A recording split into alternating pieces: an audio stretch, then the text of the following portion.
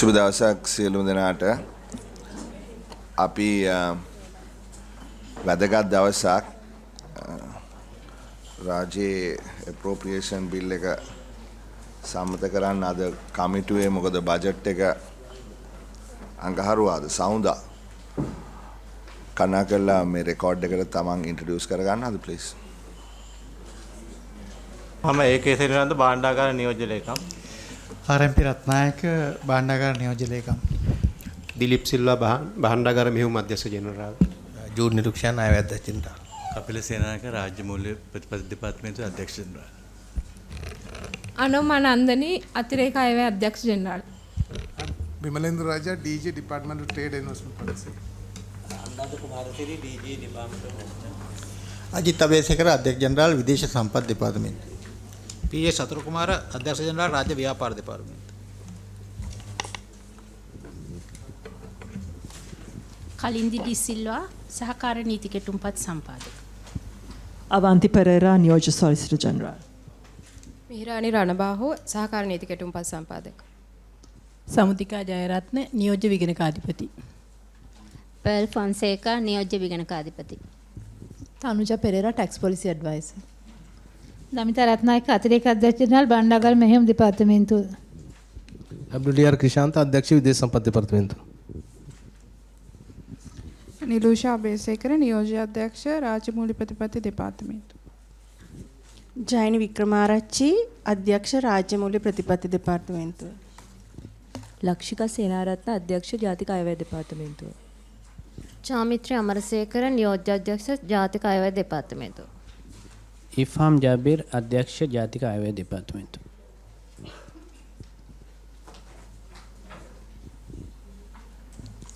Is that all? ඔක්කොමද?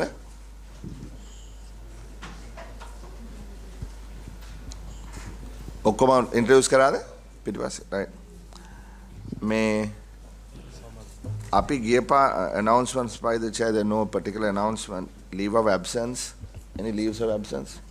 No. Confirmation of minutes. Could someone confirm the minutes from last time? One of our MPs. Members, the minutes have been circulated. Thank you. Honorable Ranawaka, Honorable Abeyvardhana. Today we have two matters to take up. One is appropriation bill, and the second one is annual work program for the audit office. We can do that after the officials leave. Now, last time we dismissed you all without taking up for discussions the appropriation bill because the representation from the Ministry of Finance was unacceptable. There was no secretary and only 103 DGs in charge of the budget were present. So we told you people to come back again. Now again, I don't see the secretary.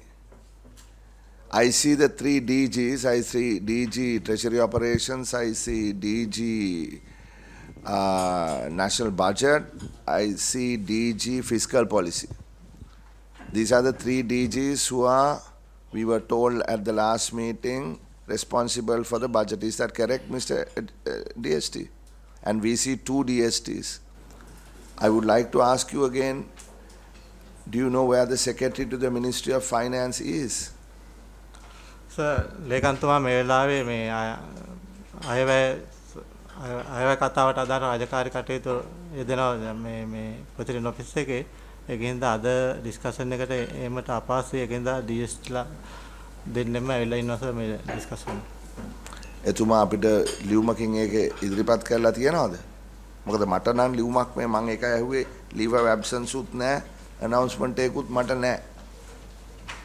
leave of absence එකක් එව්වද ලේකම්තුමා? මොකද මට නම් ලැබිලා නැහැ. කාටද ඕවද form inform කරේ? නේද? ඔබතුමියට ඉන්ෆෝම් කරලා හරියන්නේ නැහනේ. නම් ඒ කියන්නේ මෙහෙමයි. අපි මේක කරගෙන යමු. නමුත් අප්‍රසාදය නැවතත් පළ කරනවා. අඩු ගානේ ලේකම්තුමාට එන්න බැරි අපිට ඒක පිළිගන්න පුළුවන් මොකක් හරි හේතුවක් තියෙනවා නම්.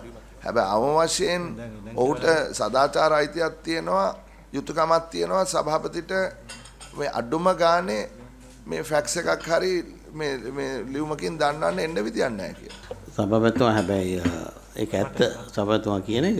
හැබැයි ලේකම්තුමා අසනීපෙනුත් ඉන්න ගමනුයි රාජකාරිය කරන්න නිසා පොඩ්ඩක් එක්ස්කියුස් කරොත් හොඳයි. ඒක වෙන ප්‍රශ්නයක් මේ සභාපතිතුමා කියන එක ඇත්ත අඩුම ගානේ ලිඛිතව දැනුම් දෙන්න ඕනේ Tamange එන්න බැරි නොහැකි අපිට තේරෙනවා ওই ප්‍රශ්න. ඔව් අඩුම ගානේ මේ ලියුමකින් සභාපතිතුමා අසනීපෙන් ඉන්න වෙලාව ඉන්න ගමනුයි වැඩ කරන්නේ. සභාපතිතුමා අපේ කමිටියට නම් ආවේ නැත්නම් අපි වරප්‍රසාද කමිටියට දැනුම් දෙනවා. ඒකින්ද හැමෝම ලියුමෙන් දැනුම් දෙනවා. එක්කෙනෙක් යවන්න එතකොට හරියට. දැන් මම දන්නවා ඒ කියන්නේ ලේකම්තුමා කාර්ය බහුලයි ඒ ඔක්කොම හරි. හැබැයි අඩුම ගානේ දැනුවත් කරන්න එපයි.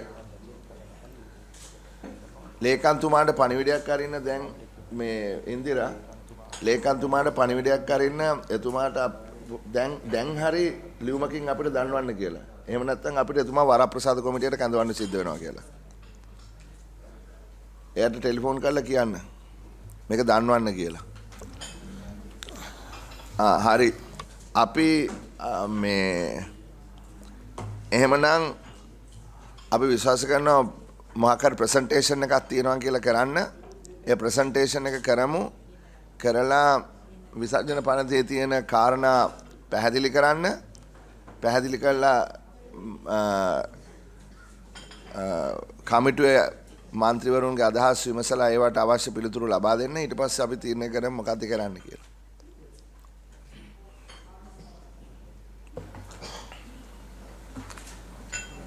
I want a letter to the committee chair now. If not, I'm going to haul him on into the privileges committee.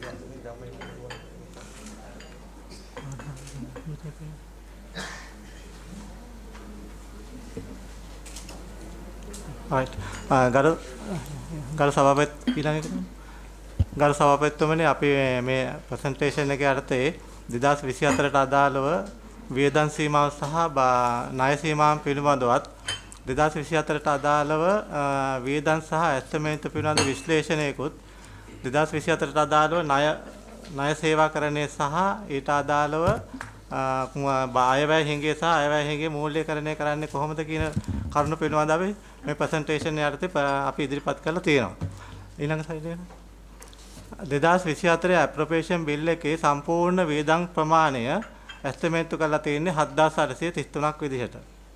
A 7833 schedule 3ක් ඇරදී තමයි ප්‍රතිපාදන වෙන් කරලා තියෙන්නේ. පළවෙනි ෂෙඩියුල් එකේ ඇරදී 3860කුත් දෙවෙනි ෂෙඩියුල් එකේ ඇරදී 3966ක් සහ තර්ඩ් ෂෙඩියුල් එකේ ඇරදී බිලියන 6ක් වෙන් කරලා තියෙනවා ඇඩ්වාන්ස් account එකේ යටතේ. ඇත්තටම පාර්ලිමේන්තුවේ අනුමැතිය අදාළ වෙන්නේ මේකෙන් ෆස්ට් ෂෙඩියුල් සහ තර්ඩ් ෂෙඩියුල් එකට පමණයි. මොකද දෙවෙනි ෂෙඩියුල් එකේ දැනටමත් අනුමැතිය ලැබිලා තියෙනවා විශේෂ නීති සේවා යටතේ. කියන්නේ ණය ගෙවීම පිළිබඳව. ණය ගෙවීම පිළිබඳව ඒ සෙකන්ඩ් ෂෙඩියුල් එකේ තියෙන්නේ ණය ගෙවීම, නැවත ගෙවීම.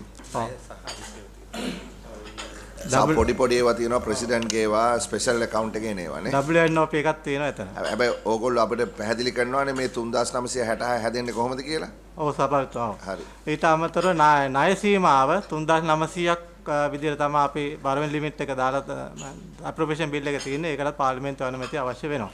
ඊළඟට යනවා.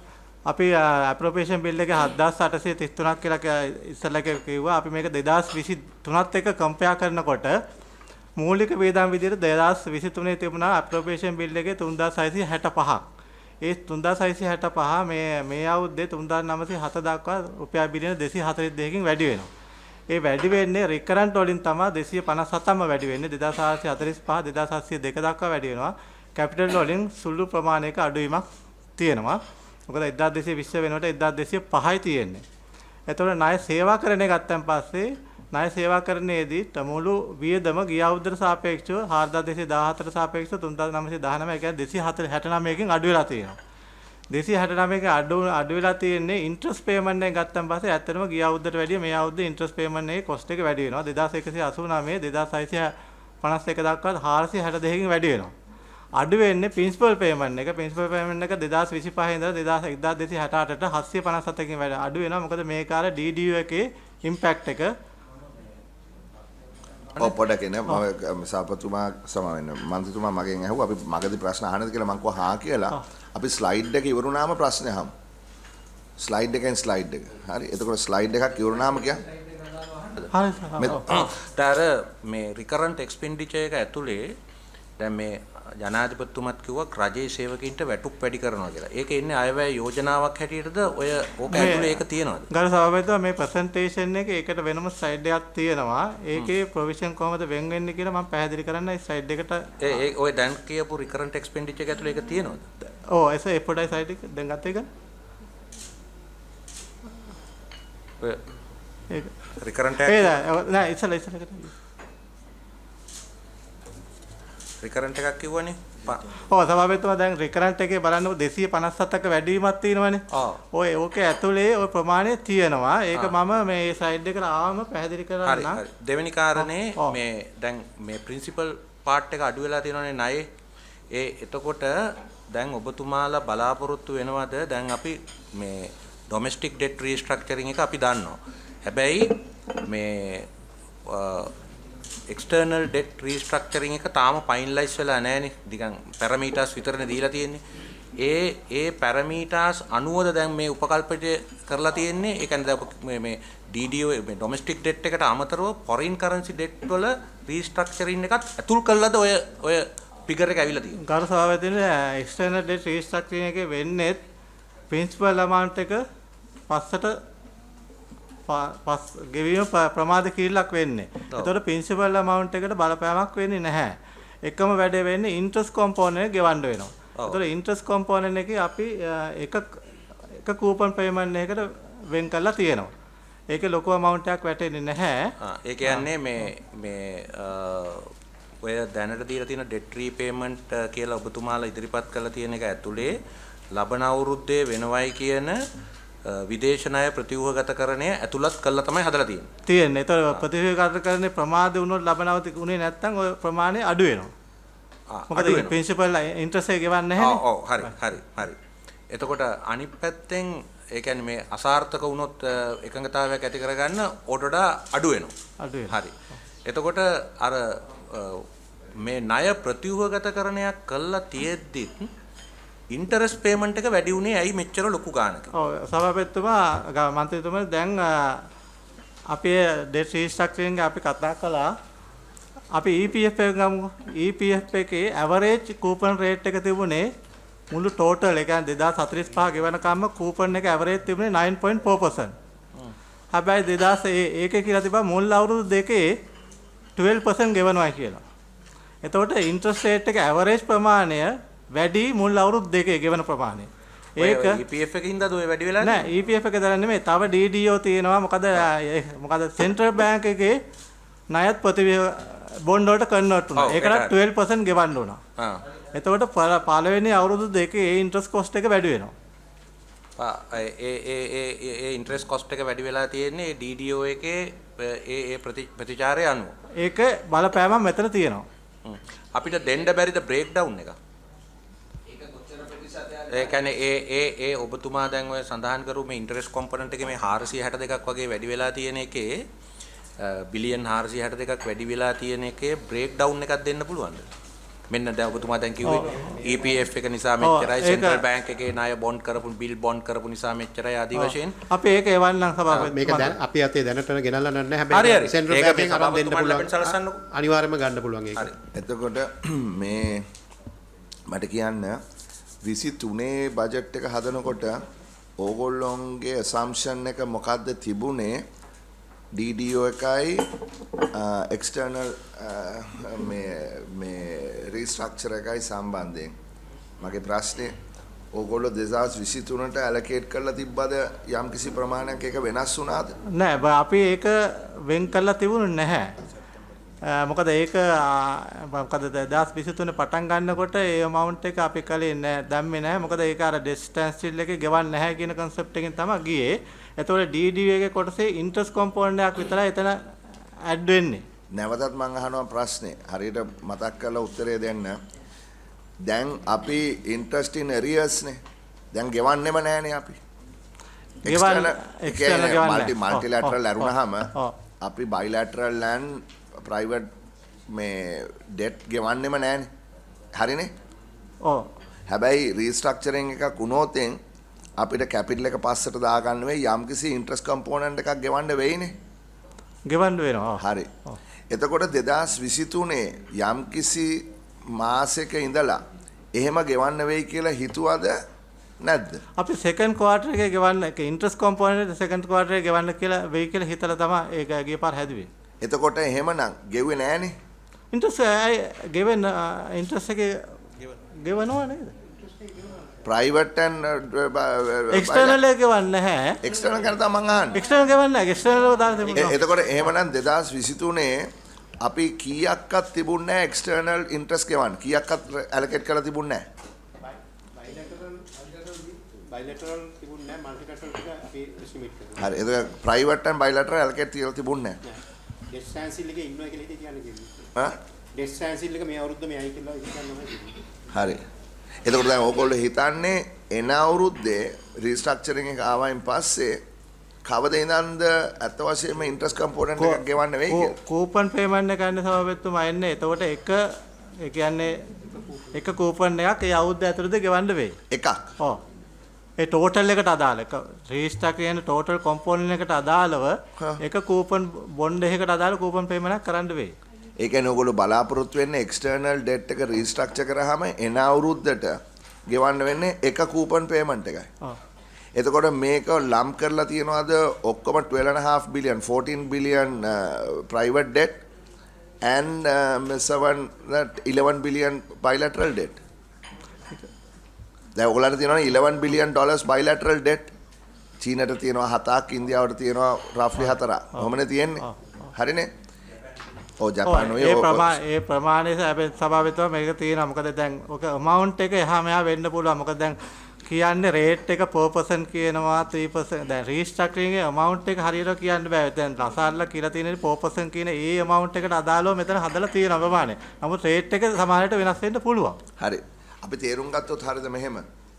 ඕගොල්ලෝගේ බලාපොරොත්තුව තමයි 2024 අවුරුද්දේ ඉන්ටර්නැෂනල් ඩෙට් රීස්ට්‍රක්චර් කරායින් පස්සේ ඒ කියන්නේ බයිලැටරල් and ප්‍රයිවට් ඕගොල්ලෝ එක කූපන් පේමන්ට් එකක් ගෙවන්න බලාපොරොත්තු වෙනවා 4%ක විතර.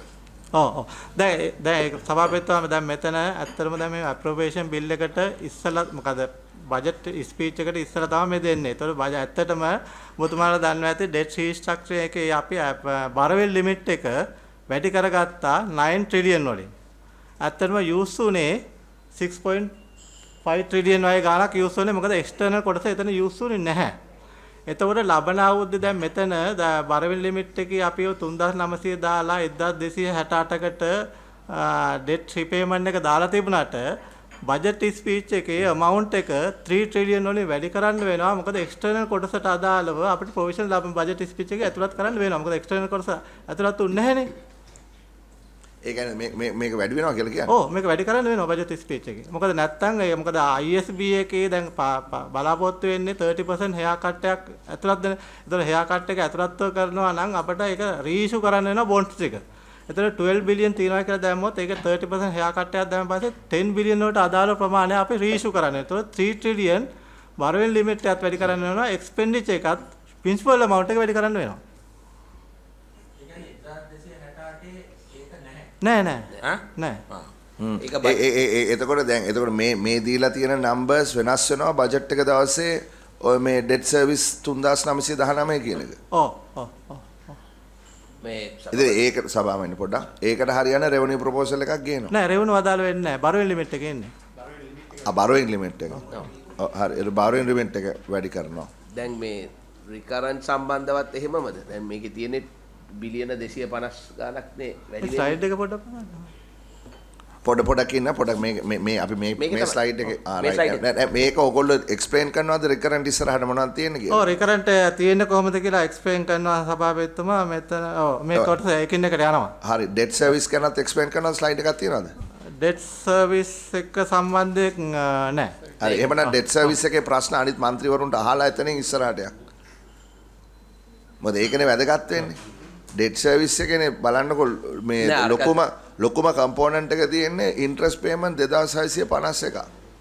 නෑ දැන් සභාපතිතුමා දැන් රිකරන්ට් එක දැන් අපි දන්නේ නැනේ ලොකු පඩි වැඩි වීමක් වුණොත් එහෙම ඒකට ඒකට එනවා කිව්වනේ ඉස්සෙල්ලා.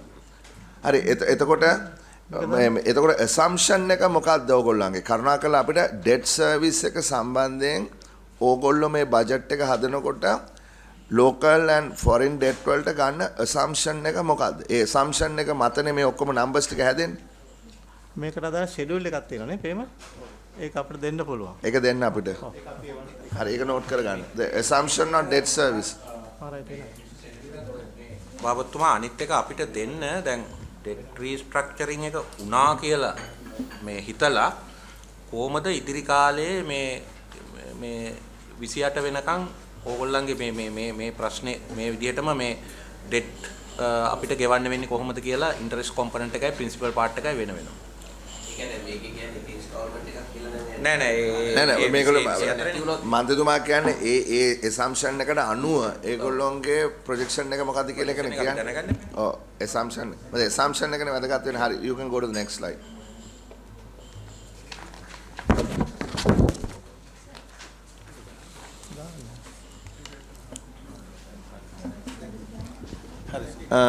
We can come back to the right සභාපතිතුමා recurrent දැන් අපි ඉස්සෙල්ලා එතන recurrent expenditure 2700 දෙකක් ඉදිරිපත් වුණා 2024ට 2702 salaries වලට දැන් salaries එක 2020 මේ කියන්නේ අපි salary increase එකක් නැහැ කියන assumption එක මෙතන මේ side එක ඉදිරිපත් කරන්නේ.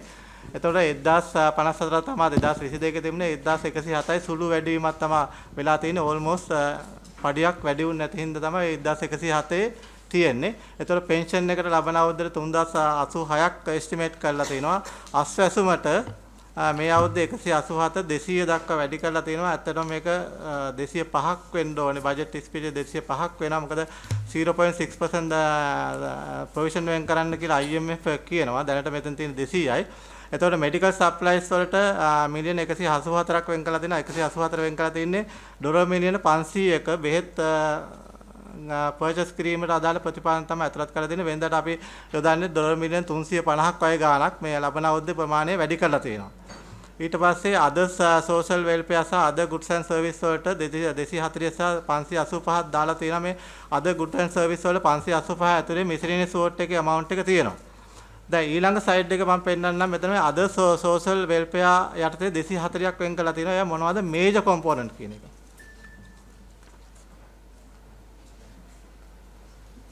ඔය ඒකට යන්න කලින් මෙඩිකල් දැන් මෙතන තියෙන ගැටලුව මේකයි මේ DST. දැන් සෙන්ට්‍රල් බැංක් එක මේවා ඇලොකේට් මේ කැටගරයිස් කරන එක විදියකට. ෆයිනෑන්ස් මිනිස්ට්‍රිය මේක මේ කැටගරයිස් කරන්නේ තව විදියකට. ඒතර පාර්ලිමේන්තුවේ අපි එතනත් නැහැ මෙතනත් නැහැ. එතකොට තීරණ ගන්නකොට අපි දන්නේ නැහැ කොයි ඇලොකේෂන් එක කොයි කැටගරයිසේෂන් එකද බලන්න පුළුවන්. අපිට බැරිද මේ සෙන්ට්‍රල් බැංකුවයි ෆයිනෑන්ස් මිනිස්ට්‍රි එකයි දෙකම එක විදියට කැටගරයිස් කරන්න අපේ වියදම් ටික. මෙතන සභාපතිතුමා ගැටලුවක් තියෙනවා. මොකද ඉකොනොමික් ෆෝමැට් එකෙන් හදන amount සහ accounting ෆෝමැට් එකේ හදන amount අතර පොඩි වෙනසක් තියෙනවා. මේ දාලා මේ ඉදිරිපත් කරලා තියෙන accounting format එක මොකද appropriation bill එකේ යන විදිහට. How are the other countries doing? What is the international standard? Economic format එකකින්. So then we have to agree on that. ඒතකොට එහෙම නම් පස්සේ මෙතන explain කරන්න බෑ appropriation bill එකේ තියෙන accounting format එක. දැන් මෙතන ගැටලුවක් තියෙනවා. අපිට මම යහන්නේ මේ හේතුව නිසා. මොකද පාර්ලිමේන්තුව මේ ගැන යොදන අවධානයත් ඇත්ත වශයෙන්ම අඩු වෙනවා. මොකද මේ අපිම බැලුවහම මේක අපිටම මේක reconcile කරගන්න බෑ.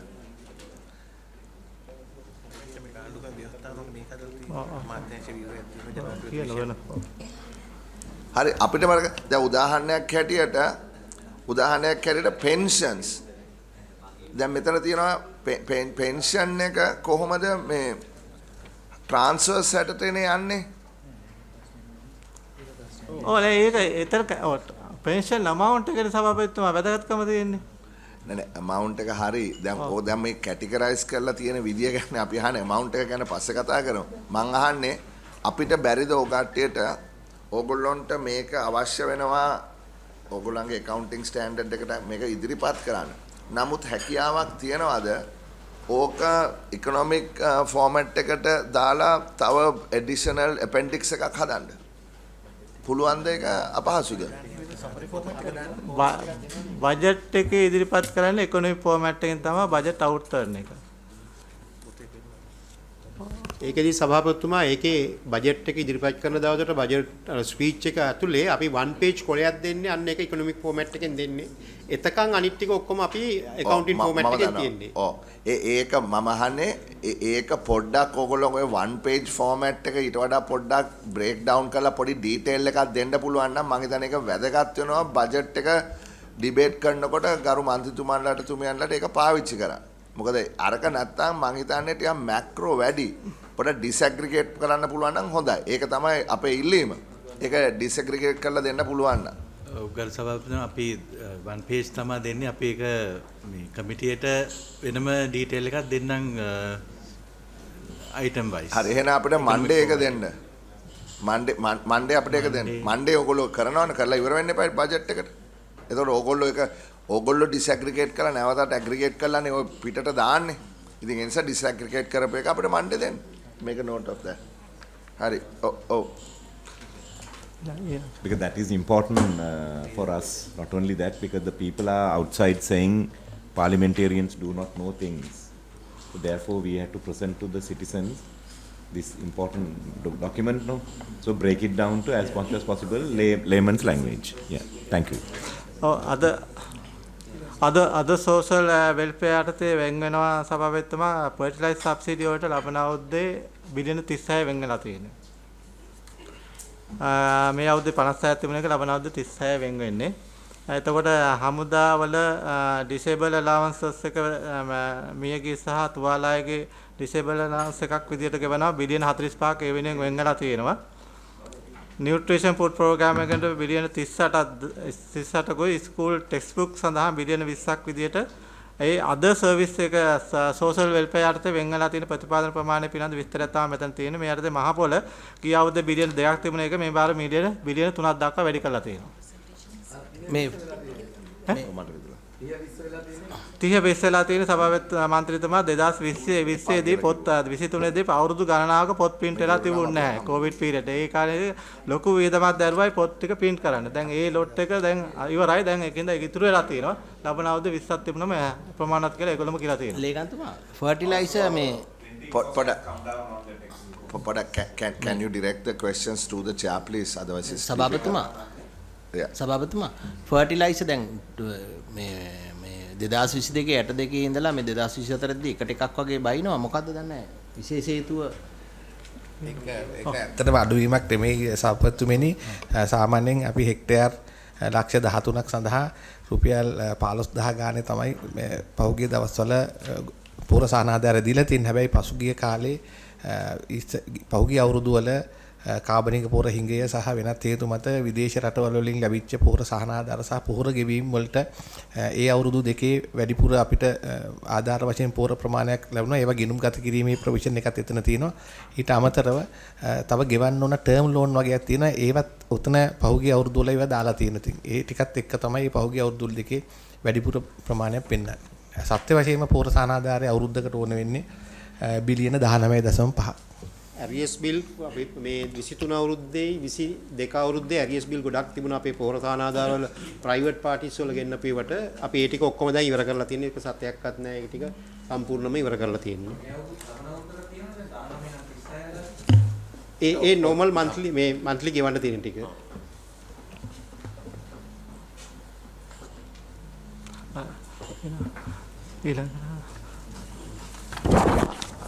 goods and services යටතේ මේ ප්‍රධාන කොම්පොනන්ට් එක තමයි diets and uniforms වලට බිලියන 118ක් ගිහිලා වැය වෙලා තියෙනවා. ලබන අවුරුද්දේ මේ අවුරුද්දේ 96 sorry go ahead මේ අවුරුද්දේ 96 තියෙන එක ලබන අවුරුද්දේ 118 වෙනවා. ප්‍රධාන වශයෙන් මේට හේතු වෙන්නේ හමුදාවල diets එක පොඩ්ඩක් එක්ස්ප්ලේන් කරන්න.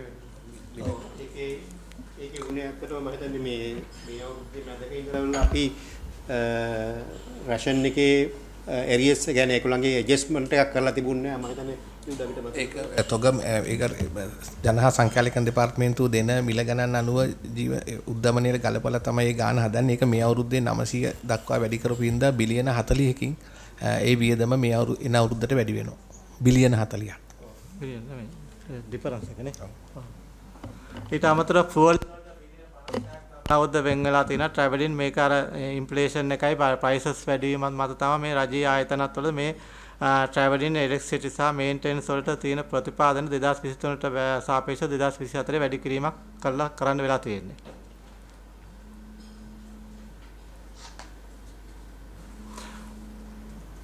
මේ සයිඩ් එකෙන් රිකරන්ට් කොටස අවසන් වෙන සභාපතිතුමා. ඊළඟට කතා කරන්නේ කැපිටල් එක. මොකලද හදලා තියෙන්නේ? මේමයි සභාපතිතුමා මෙතන සාමාන්‍ය ඇවරේජ් ගණනක් දාලා හදලා තියෙන්නේ. මට මේකේ මට කියන්න දැන් මේක එකතු කරාම එනවා 266. නෑ මේක මේන් කොම්පොනන්ට් එක විතර දාලා තියෙන්නේ. ටෝටල් කරලා නැහැ සර්. ටෝටල් එක 585ක් කියලා තියෙනවානේ කලින් ස්ලයිඩ් එකේ තිබ්බනේ. ඔව් මේක ටෝටල් කරේ නැහැ. මෙතන ටෝටල් දාලා නැහැ. මම දන්නවා. මම නිකන් මේක ඒක ඒ 586 සබතුවා 200ක්ම තියෙන්නේ මිසලේනියස් එක. ඒක පස්සට එනවා. මිසලේනියස් ඉතුරු ටික. ඔව් මිසලේනියස් වෝට් එකේම 200ක් තියෙනවා 586 ඇතුලේ. මිසලේනියස් එකේ 200ක්. ඒක පස්සේ කතා කරනවා. ඔව් වෙනවා. ඔය ස්ලෂ් ෆන්ඩ් එකේද ඩෙවලොප්මන්ට් ඇක්ටිවිටීස්ද? නෑ මේ කතා කරේ මේ ශ්‍රීකරන්ට වලට අදාළ ටික. නෑ දැන් මට කියන්නකෝ දැන් ඕගොල්ලන්ගේ තියෙනවානේ ඩෙවලොප්මන්ට් ඇක්ටිවිටි කියලා බජට් එකක්. ඒක ඊළඟට කැපිටල් එකට. නෑ ඒක තමයි ඔය කියන්නේ. ඔය අයවැය දෙපාර්තමේන්තුවේ සංවර්ධන වැඩසටහන් යටතේ වෙන් කරලා තියෙන එක තමයි ඔය භාණ්ඩාගාර සංචිත නැත්තම් හදිසි සහ අනපේක්ෂිත වියදම් සඳහා වෙන් කිරීමක් කියලා තියෙන නිසා ඒක ඇතුලේ භාණ්ඩාගාර නියෝජ්‍ය ලේකම්තුමා කියන්නේ මේ අවුරුද්දේ තියෙන බිලියන 200ක් ඒ අද ගුඩ් ඇන්ඩ් සර්විසස් යටතේ ඇතුළත් කරලා තියෙනවා. පොඩ්ඩක් කරුණා කරලා ඒක තියනවද උතන? ඒ සයිඩ් එකට යන්න ඕනේ සබ. ඒකට ගිහිල්ලා මම ආය අනිත් එකට යන්න. දැන් මම ප්‍රශ්නේ හරියට මේ අහපු ප්‍රශ්නේ මම පැහැදිලි කරනවා. දැන් අපිට නොයෙකුත් දේවල් වලට මේ වියදම තියනවා කියලා පෙන්වනවා. ඒක මිසලේනියස් කියලා බිලියන 200ක් තියෙනවා. එතකොට මේ මිසලේනියස් කියන බිලියන 200ට අතවසම ඔක කලින් නඩුවකුත් තිබ්බා ප්‍රශ්න ගොඩක් තිබුණා. මේක ස්ලෂ් ෆන්ඩ් එකක් කියලා කෝට්ටාන් කෝට් තමයි මේක පාවිච්චි කරේ. නොයෙකුත් දේවල් වලට පාවිච්චි කරන්න පුළුවන්. එතකොට අපිට මේකට පාර්ලිමේන්තුව අනුමැතිය අවශ්‍ය වෙනවද නැද්ද කියන එක පිළිබඳව ගැටලුවක් තියෙනවා. හරි? දැන් අපි හැම එකටම මේක සමෘද්ධියට මෙච්චරයි පොහොර වලට මෙච්චරයි කියලා කියනවානේ. දැන් මේ මිසලේනියස් කියන බිලියන 200 පාර්ලිමේන්තුව අනුමැතිය අවශ්‍යද? ඒක මේ භාණ්ඩාකාර ලේකම්තුමාට එහෙට මෙහෙට කරන්න පුළුවන්ද? ඒ ප්‍රශ්නේ ඉස්සෙල්ලා උත්තරේ දෙන්නකෝ. සභාපතිතුමනි ඒක එහෙම මිසලේනියස් කියලා වචනයක් පොත්වල කොහෙක්වත් නැහැ. අපි අර පුරුද්දට මිසලේනියස් කියලා කිව්වට ඒක තියෙන්නේ හදිසි සහ අනපේක්ෂිත වියදම් සඳහා ඉමර්ජන්සි ඒක සමහර ඒවා තියෙනවා දැන් නඩු තීන්දුව වලින් එන ඒවා සහ දැන් අපි බජට් එක හදනකොට දාන්නේ 6:30 දිනට ඉදපු කාර්ය මණ්ඩලයට විතරයි. ඒතකොට ඊට වඩා අමතරව වැටුප් වල කොටසක් එතන තියෙනවා. පාඩු හා කපහැරීම් තියෙනවා. ඊට පස්සේ සමහර ඒවා තියෙනවා වසර මැද දින ආපදා සඳහා අපි බජට් එකේ එතන වෙන් කරන්නේ බොහොම ටෝකන් amount එකක් ඊට අමතරව ප්‍රමාණය අපි ජාතික ආයතන දෙපාර්තමේන්තුවේ තියෙනවා. මම අහපු ප්‍රශ්නෙට උත්තරය දෙන්නකෝ ඉස්සෙල්ලා. දැන් අපි හැම එකකටම පාර්ලිමේන්තුවේ අනුමැතිය දෙනවානේ. හෙල්ත් වලට මෙච්චරයි, සමෘද්ධියට මෙච්චරයි, පොහොර වලට මෙච්චරයි කියලා. ඒතකොට දැන් පොහොර වලට දැන් සමෘද්ධිය පොහොර වලට තියෙනවා 36ක්. රාන්සමන්තුමත් ඇහුවේ ඇයි මේක මෙච්චර අඩු වෙලා තියෙන්නේ කියලා. බිලියන 36ක්. ඒතර අපේ අනුමැතිය ගන්නවා. දැන් මේ 200 ඔයගොල්ලෝ වියදම් කරන විදිය කුමක්ද තියෙනවා සර්. ඒක විසර්ජන පනතේ 6 වෙනි වගන්තියේ පැහැදිලිවම දාලා තියෙනවා. ජාතික ආයතන දෙපාර්තමේන්තුව යටතේ මෙහෙම ශීර්ෂයක් වෙනවා. ඒක විසර්ජන පනතේ පළවෙනි උපලේඛනයේ දක්වලා තියෙනවා ජාතික ආයතන දෙපාර්තමේන්තුවට. ඒකෙන් සල්ලි දෙන්න පුළුවන් මෙන්න මෙහෙමයි කියලා ලියලා තියෙනවා. ඒක භාණ්ඩාගාරයේ ලේකම්වරයා, භාණ්ඩාගාර නියෝජ්‍ය ලේකම්වරයා හෝ අයවැද්ද ජෙනරාල්වරයා විසින් බලය පවරුම් ලබන සහ අස්තමේන්තු වල ප්‍රියම්බල් එකේ දාලා තියෙනවා සර් මෙන්න කාරණා 11ක්. අන්නේ කාරණා 11ට විතරක් ලබා දෙන්න පුළුවන් කියලා විසර්ජන පනතේ දාලා තියෙනවා. ඒක දුන්නට පස්සේ මාසයක් ඇතුළත. ඒක තමයි දුන්නට පස්සේ. ඒක තමයි දුන්නට පස්සේ. ඒකනේ ප්‍රශ්නේ.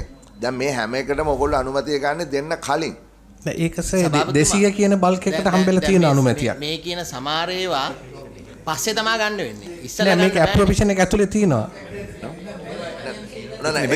Honorable Chairman, there is one matter we have a separate contingency fund. Yes. Right? So you can't say emergency. We approve a contingency fund for those emergencies. Yeah. So this is not that. මේක අර සභාපතිතුමා කියපු නඩු තීන්දුවෙන් පස්සේ තමයි මේක ක්‍රමවේදයක් හදලා පනතට ඇතුළත් කරලා තියෙන්නේ. That is correct. That Supreme Court judgment was given after about trying 3 times. Correct. 2013, if I'm not mistaken. First 2 occasions, Supreme Court didn't entertain that. But then, when it was consistently being done like that, right? Then Supreme Court said at least after the expenditure report to Parliament. So that is what they put a note there in the Appropriation Act. It must be reported. But that's okay. That's a different matter. But we must decide whether this is right or wrong. Yeah. Why such a amount? When you have a separate contingency fund, why do you have to keep this money at the discretion of the ST? Now, can you give us a breakdown of what was this fund for this amount for last year? That's visitune kochchara tibba. Side Yeah, 20. I think you have it on the next slide. 23 items. What headings? මේක explain කරන්න පුළුවන්ද please? ඔව් කියන්නකෝ. එතන අපි තේරුම් ගන්න පුළුවන් නේ. ඔව් දැන් 2023 වල තිබුණා 342ක් full අපි කියනවා treasury miscellaneous vote එකේ ඒකේ බිලියන 169ක් recurrence සහ capital විදිහට 173ක්. ඒක 2024ට බිලියන 200ක් තියෙනවා capital එක recurrent එකේ capital එකේ 100ක් තියෙනවා. ඒක සභාවෙත් තමයි මේකේ කොටස් මේ 200 budget speech දැන් අපිට IMF එක දීලා තියෙනවා capital විදියට GDP එකෙන් provision 4ක් කියන්නේ GDP එකෙන් per percent GDP value එකක් capital එකේ provide කරන්න ඕනේ කියලා. එතකොට appropriation bill එකේ දැන් ඉස්සෙල්ලා මම කත්තා කිව්වා 1205යි තියෙන්නේ කියලා capital. 1205 කියන්නේ 3.8% of GDP. එතකොට අපි ඒක 4% විදියට පෙන්වන්න ඕනේ. එතකොට ඒක කරන්න එක ක්‍රමයක් තමයි 200න් IMF එකේ requirement එක ගන්න 4% of GDP capital වලට අපි allocate කරන්න ඕනේ total expenditure provision එක ඇතුලේ.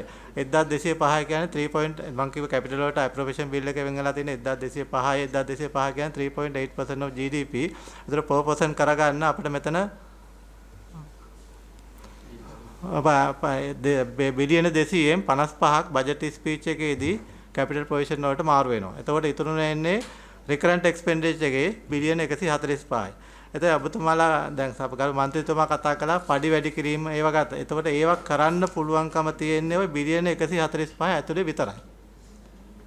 මේකට වෙන අලුතෙන් රෙවෙනියු ප්‍රොපෝසල් එන්නේ නැහැ මොකක්වත් එන්නේ නැහැ 145 ඇතුලේ තමයි මේක මැනේජ් කරගන්න ඕනේ. කරනකොට ඒකට ප්‍රොවිෂන් වෙන් වෙන්නේ මේ 145 ඇතුලේ මිසෙලෙන්ස් එකේ. මේ ගිය අවුරුද්දේ ඇත්තටම සභාපතිතුමා මේ ගිය අවුරුද්දේ ඇත්තටම කැපිටල් එක්ස්පෙන්ඩිචර් කීයද 1200 ගාන තුනට ඇත්තටම ගාන කීයද? ඒක ස්ලයිඩ් එකේ ඇමෙතුමා එනවා වෙනම එකක් ඇනලිසිස් එකක්. දැන් කරුණාකරලා මම ප්‍රශ්න දෙකක් ඉදිරිපත් කරා.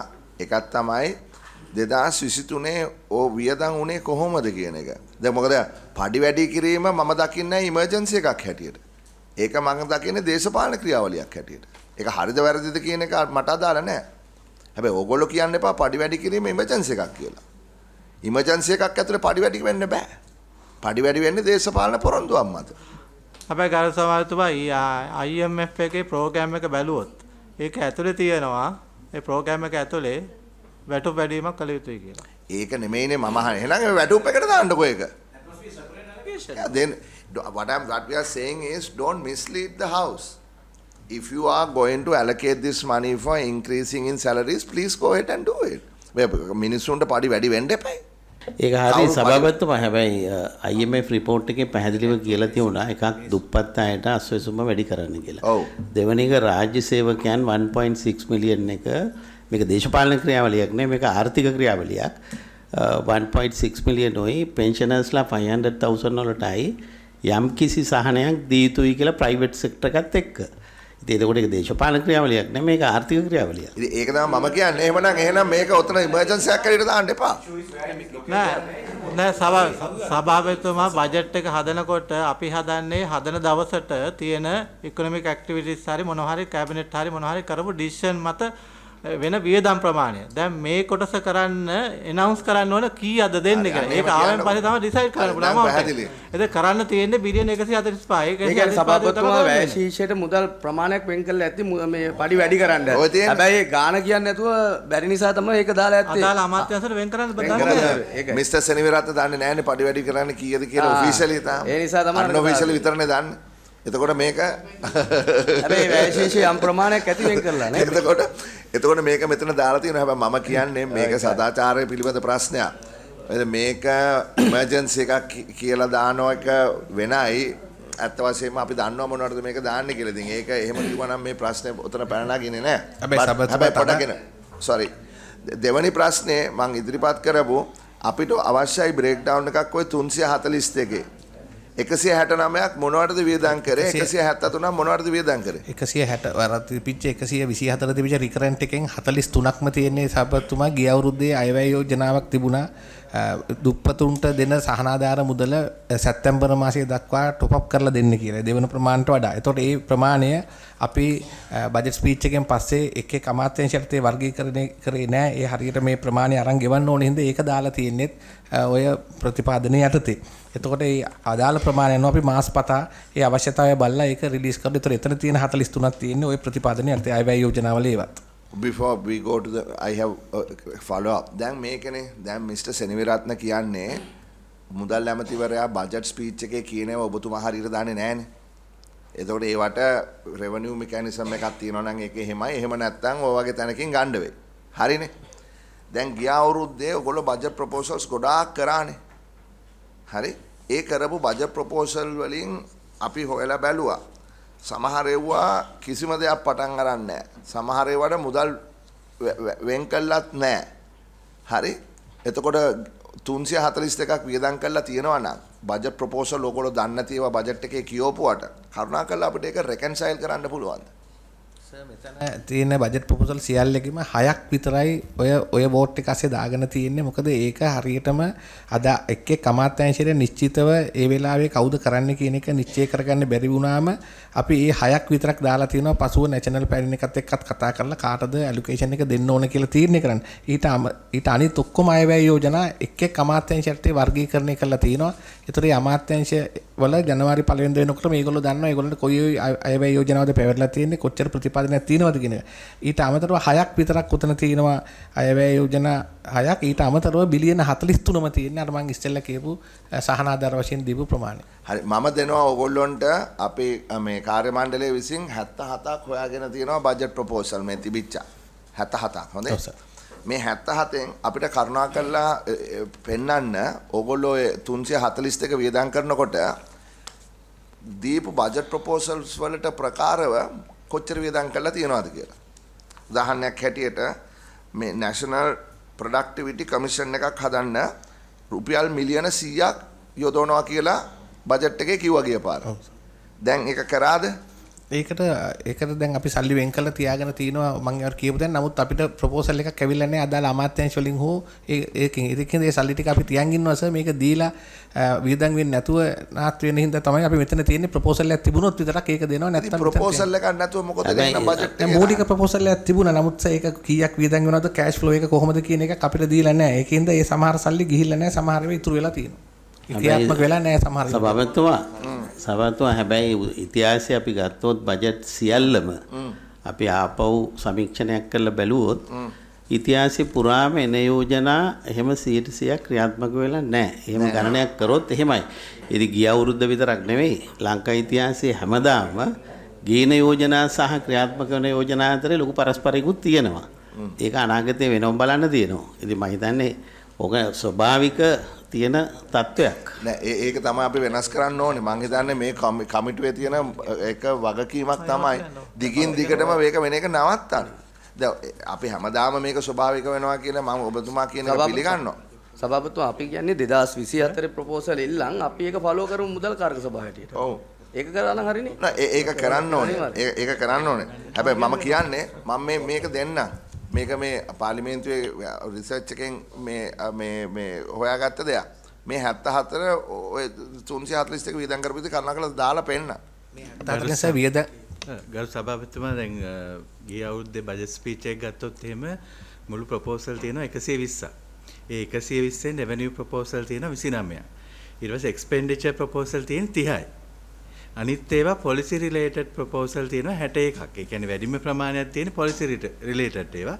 ඒවා ඒ අවුරුද්ද විතරක් නෙමෙයි කරන්නේ ඒක අලුත් වෙනසක් එක්ක ඒක මීඩියම් ටර්ම් ඇස්පෙක්ට් එකෙන් තමයි ගොඩක් ඒවා තියෙන්නේ. උදාහරණයක් දැන් ඔය ඔබතුමා කියපු මේ ප්‍රොඩක්ටිවිටි කමිෂන් ඒ වගේ පොලිසි රිලේටඩ් ඒවා ගොඩක් තියෙනවා. හැබැයි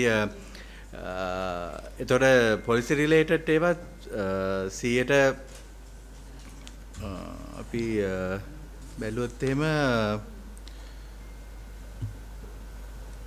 කියන්නේ ලොකු ප්‍රමාණයක් තියෙන ඒ 100 කියන්නේ ප්‍රොපෝසල් 60කක්ම තියෙන පොලිසි රිලේටඩ් උනත් එහෙම නැත්නම් රෙවෙනියු එන්හැන්ස්මන්ට් එකක් උනත් එක්ස්පෙන්ඩිචර් උනත් දැන් ඉදිරිපත් කරලා තියෙන අයවැය යෝජනාවල පහුගිය අවුරුද්දේ ඕගොල්ලෝ මේ විසර්ජන පනත එනකොට ඒකේ ප්‍රගතියත් ඉදිරිපත් කරන්න මේ කොමිටියට. මෙන්න මේ ප්‍රමාණයක් ක්‍රියාත්මක වුණා. මෙන්න මේ ප්‍රමාණයකට අදාළ අමාත්‍යාංශ ප්‍රොපෝසල් දීලා නැහැ. එහෙම කියලා ඒකට එතකොටනේ එන්නේ මේ යම්කිසි පසුවිපරමක් ෆීඩ්බැක් එකක් මොකද්ද මේ කරපු වැඩේ කියලා. දැනටම ඒ වාර්තාවක් අපිට දෙන්න. දැනටම Verity Research has put out a document. There is some of these policy research ones, zero progress, nothing. Just whatever President said last time, nothing has been done. Okay, so that with the concurrence of the committee, I'm going to give you a directive. Break down the 120 proposals into policy, expenditure, and revenue. And before the budget, please give us a breakdown as to what the status of that is, because there is a big discussion, on some 97% of the proposals have not been fulfilled. Perhaps that is true, perhaps that is not true. We don't know. So if you don't give us that, we will not know. So give us two things then, Mr. Secretary, Deputy Secretary. One is the breakdown, right? What the progress is and how much has been spent. And two, so that you don't need the 77. So obviously you have more information than we have. And two, how you spend that 342 for what? Break it down. Thank you. We can go back to that slide. No, one matter before we leave this. With regard to this so-called slush fund, this committee since 2016, at every report during budget, we have commented on that. Yes. We have said this cannot be maintained. You must bring that down and eliminate it. So constantly this committee has told the Treasury that this is not a head that you can have. They don't seem to have taken that on board at all. Yes. Which I concur with the former chairman of the committee. Yes. Not only having the slush fund, now this section 4 and 6 of this appropriation bill, gives enormous powers to, whichever way you want to shift things, figures, all that you all are doing without any approval from Parliament. You see, section 4 and 6 is totally taking away Parliament's power now. Executive can do whatever it wants. There's some limitation in the financial regulation, so we can't. Limitation. Are we there to look at what the regulations are? The thing is, this is a blanket cover for everything. I suppose this parliamentary budget office. Not this section 4 and 6. You look at appropriation bill. Yeah. You see, this is a total. We are virtually giving a carte blanche check for the Treasury to do whatever. Chair, may I suggest that the whole purpose of setting up a budget office is also part of this aim, so that the proposals and now the post retrospective accusation that has not happened will be monitored concurrently and parallelly. So that should be part of the, I suggest that should be part of the budget office. No, I don't necessarily agree, the Honorable Hakim, that we are giving them absolute power to do as they please. Because this whole question is about section number 6, the development activities. So we have been making this observation for the last 7 years, right? So go back 7 years, go back to 2015. From 2016 when this started. No, it started early, no? 2016. 2016, Committee on Public Finance, 2016. It has been happening before that. But from 2016 to 2022, we want a breakdown of how you spend this slush fund. That's a reasonable request. Because, and also tell us how you are going to wean this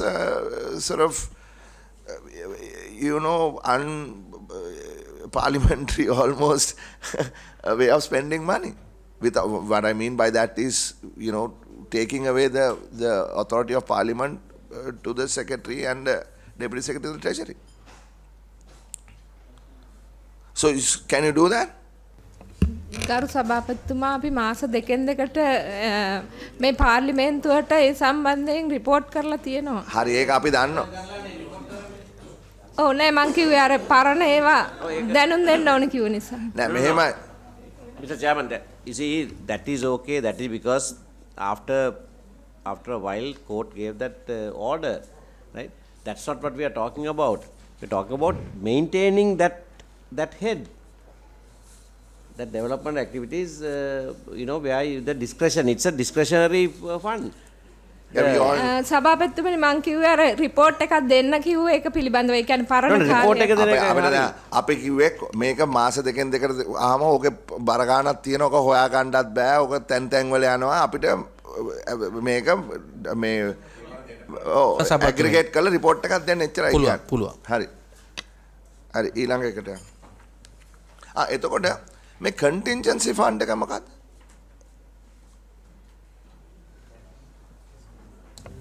contingency fund එක sir වෙන් කරලා තියෙන ඉතාලම සුළු මුදලක් මම හිතන්නේ බිලියන 140ක්වත් නෑ ඒකේ.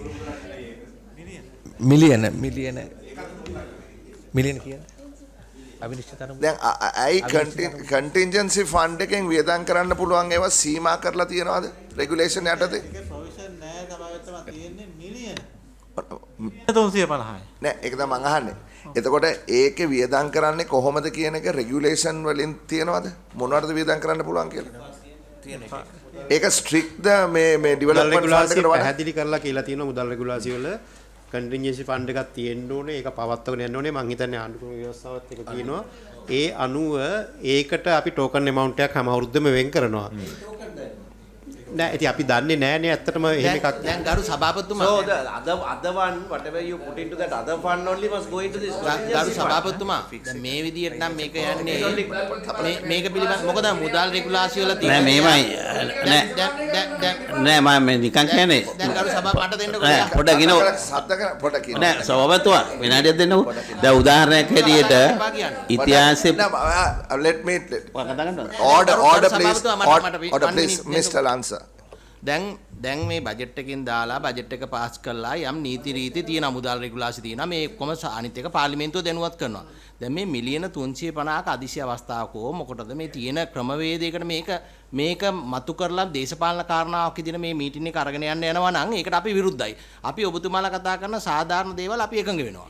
හැබැයි මේ නිකන් පොලිටිකල් ඇන්ගල් එකෙන් මේවා වෙනස් කරන්න හදන නම් ඒකට අපි විරුද්ධයි. ඒ නිසා මම ඉතාමත් කරුණාවෙන් ඉල්ලනවා පොලිටිකල් ඇන්ගල් එකෙන් බලන්නේ නැතුව මේක අපි සමාජික විදියට රටේ ආර්ථික තත්ත්වයේ බජට් එක සහ වෙන්න ඕනේ දේ ගැන ඔබතුමාලා ඉස්සලා කතා කරලා අපි එකඟයි. හැබැයි මේ පොඩි මේ දේවල් අල්ලගෙන මෙතන වෙනත් කාරණා මතු කරලා ඒ කෑලි ටීවී එකේ දාන්න හදනවා නම් අපි සම්පූර්ණ විරුද්ධ වෙනවා කියන එක කියනවා. අනිත් සභාපතිතුමා විනාඩිය සභාපතිතුමා මයික් එකට කතා කරන සභාපතිතුමා තප්පරයක් දැන් උදාහරණයක් ඇටියට අපේ මන්ත්‍රීතුමාලා ඉදිරිපත් කරන කාරණේ අපිට කියන්න බෑ සයික්ලෝන් එකක් එනවද එහෙම නැත්නම් ඩවුට් එකක් එනවද එහෙම නැත්නම් මොකද්ද වෙන්නේ කියලා. ඒතකොට අපේ ඒවා මාරු කිරීම සිදු වෙනවා. දැන් අපි අමාත්‍යාංශ කරනකොට නෑ මම කියන්නේ එහෙම නෙවෙයි. නෑ අපි ඒ වගේ මාරු කිරීම නෑ මම කියන්නේ එහෙම නෙවෙයි. හදිසි අවශ්‍යතාවයට විවිධ විදියට ඉදිරිපත් කරන කාරණා වෙනස් වෙනවා. ඒ නිසා මං හිතන්නේ මේවා ප්‍රශ්න කරගන්න ඕනේ කියලා. Chairman, that is not what I asked. But there is a contingency fund. Correct. We all understand what a contingency fund is there for. Yes. Unforeseen circumstances, you take it out of that fund. Yes. Right? So that is understood. They have their FRs. According to that, they will do that. The question that I asked is, now for unforeseen circumstances, you have a separate fund and you have your FRs. Why can't the other money, that is the larger sum that has been put under development, the same explanation is being given, no? That must go into the contingency fund is what I am saying. I am not questioning the contingency fund. I am saying the larger sum that is being kept at the discretion of the ST, if that is for unforeseen contingencies, that must go properly into the contingency Chairman, fund. can I come in? That is what I am saying. Yeah, Mr.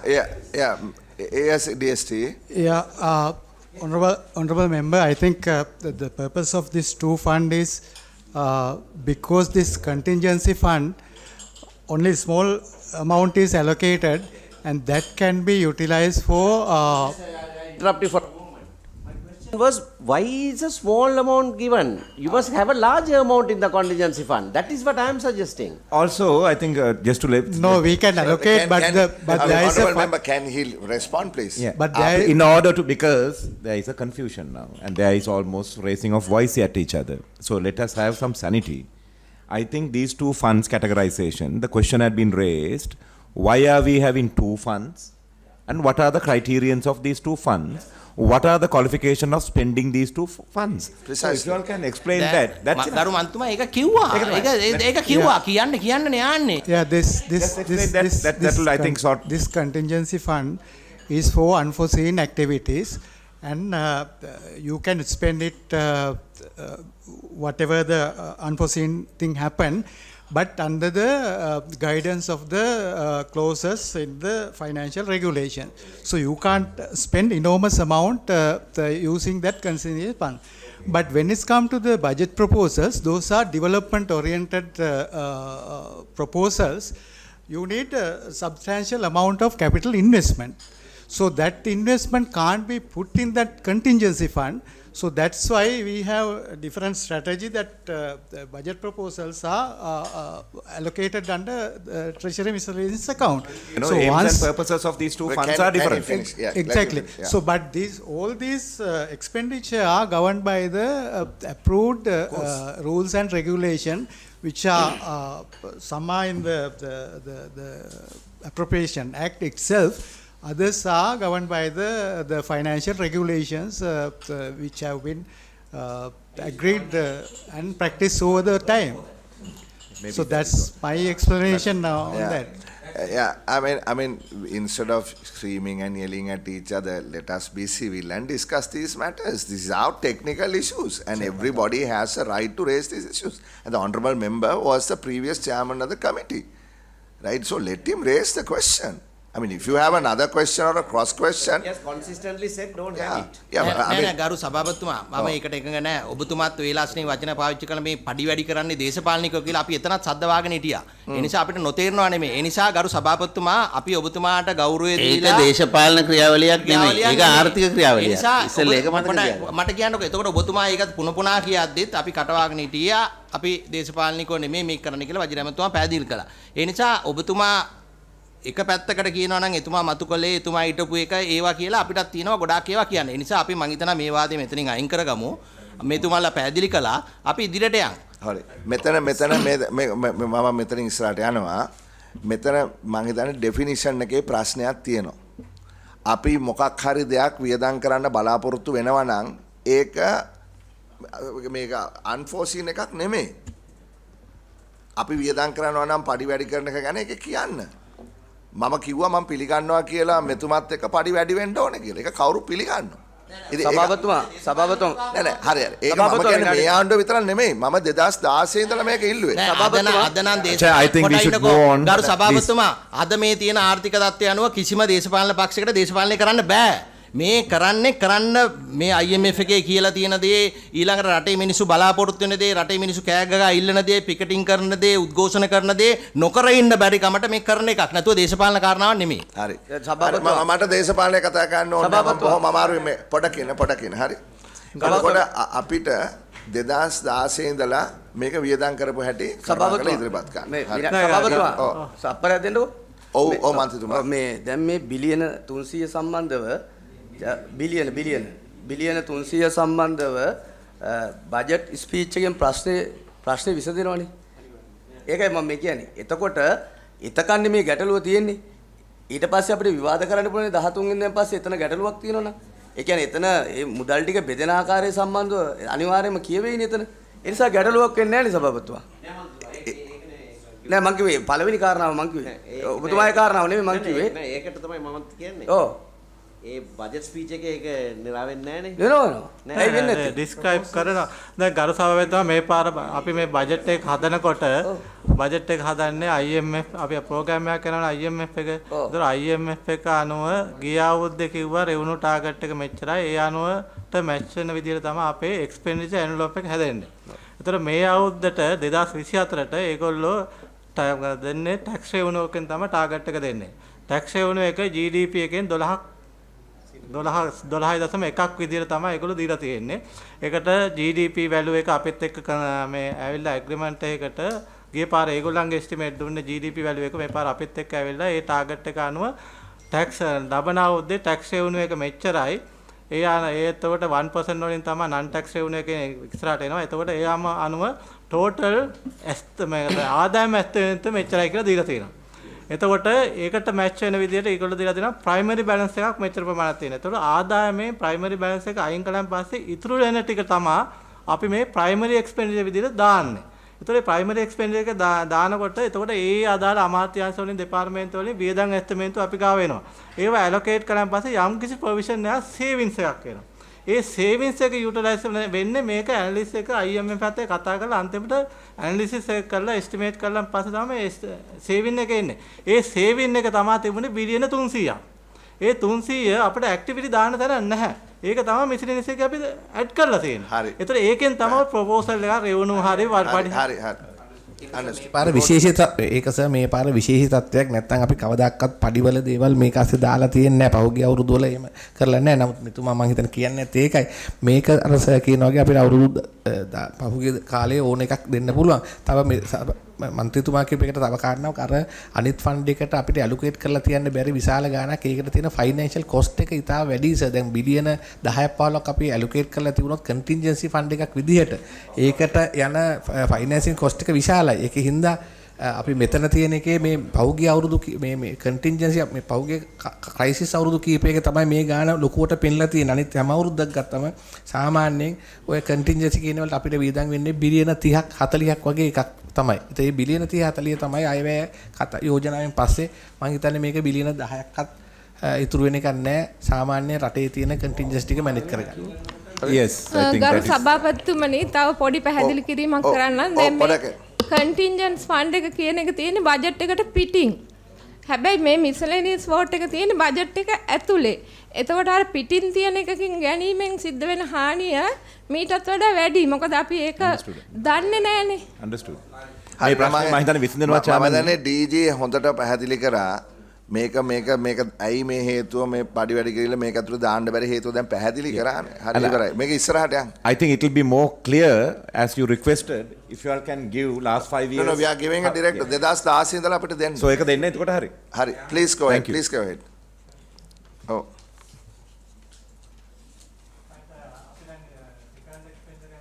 කරේ දැන් ලබන අවුරුද්දේ මම කිව්වා 1205යි අප්‍රොප්‍රියේෂන් bill එකේ තියෙන්නේ කියලා capital ඒ 105 බෙදලා තියෙන්නේ ඩොමෙස්ටික් අපි finance domestic related capital projects විදියට 578කට ප්‍රොවිෂන් වෙන් වෙලා තිනවා ෆොරින් රිලේටඩ් ඒවා 578ක් වෙනවා ඒක කියන්නේ ඉක්වල් 1 to 1 වගේ තියෙන්නේ ඊට අමතරව ෆොරින් ප්‍රොජෙක්ට් රිලේටඩ් ඒවා ඩොමෙස්ටික් කම්පොනන්ට් එක විදියට බිලියන 49ක් විදියට තමයි 1205 බෙදෙන්නේ දැන් මට කරුණාකරලා දැනගන්න පුළුවන්ද ගරු ලේකම්තුමා දැන් මේ කැපිටල් එක්ස්පෙන්ඩිචර් මොනවටද දැන් අපි ගත්තොත් එහෙම ඩොමෙස්ටික් 578 බිලියන් අවුරුද්දේ මේ බ්‍රේක් ඩවුන් එක ගිය අවුරුද්දෙත් 1200 ගාණක් දාලා තිබුණානේ කීයද ඇක්චුවල් එක ඒක තියෙනවා මේ පාර ඒක ඉස්සරහට ස්ලයිඩ් වල ගාව නෑ ඒ ස්ලයිඩ් එක ඒකයි ඉස්සරහට කතා කරනවා so අපිට කරුණාකරලා කියන්න මේ ඩොමෙස්ටික් අපිට 578 බිලියන් කිව්වහම උදාහරණයක් හැටියට මොනවද මේකේ තියෙන්නේ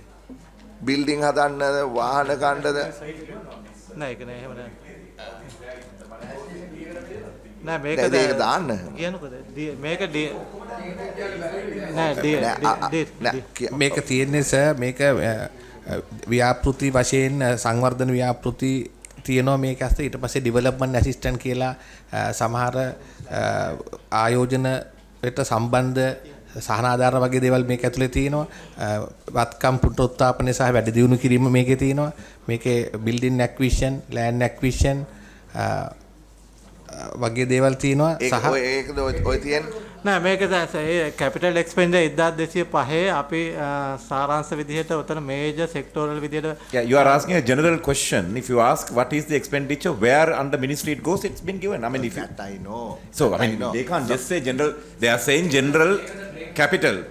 So if you want to know where the capital is going, which ministry the capital is සෙක්ටෝරල් going. විදිහට බ්‍රේක් ඩවුන් එකක් මෙතන අපේ මේ ඩිස්කෂන් පර්පස් එකට අපි අතුලත් කරලා තියෙනවා. දැන් මෙන්න මෙහෙමයි. දැන් ඔය ගිය පාර උඩ හයිවේස් ගන්නකො 234යි 394යි 376යි. ඕකෙන් කොච්චර ප්‍රමාණයක් තියනවද මේ පරණ බිල් ගෙවන්න? කියනවා ඒක වැරදි කරා. මේකේ අපි ඇත්තටම ගිය අවුරුද්දෙන් අපි මේ අවුරුද්දට ගේනකොට හයිවේස් වල බිලියන 110ක් ගෙනාව ඉස්සරහට. ගිය අවුරුද්දේ මේ අවුරුද්දට අවුස්ට්‍රේලියානු බිල්.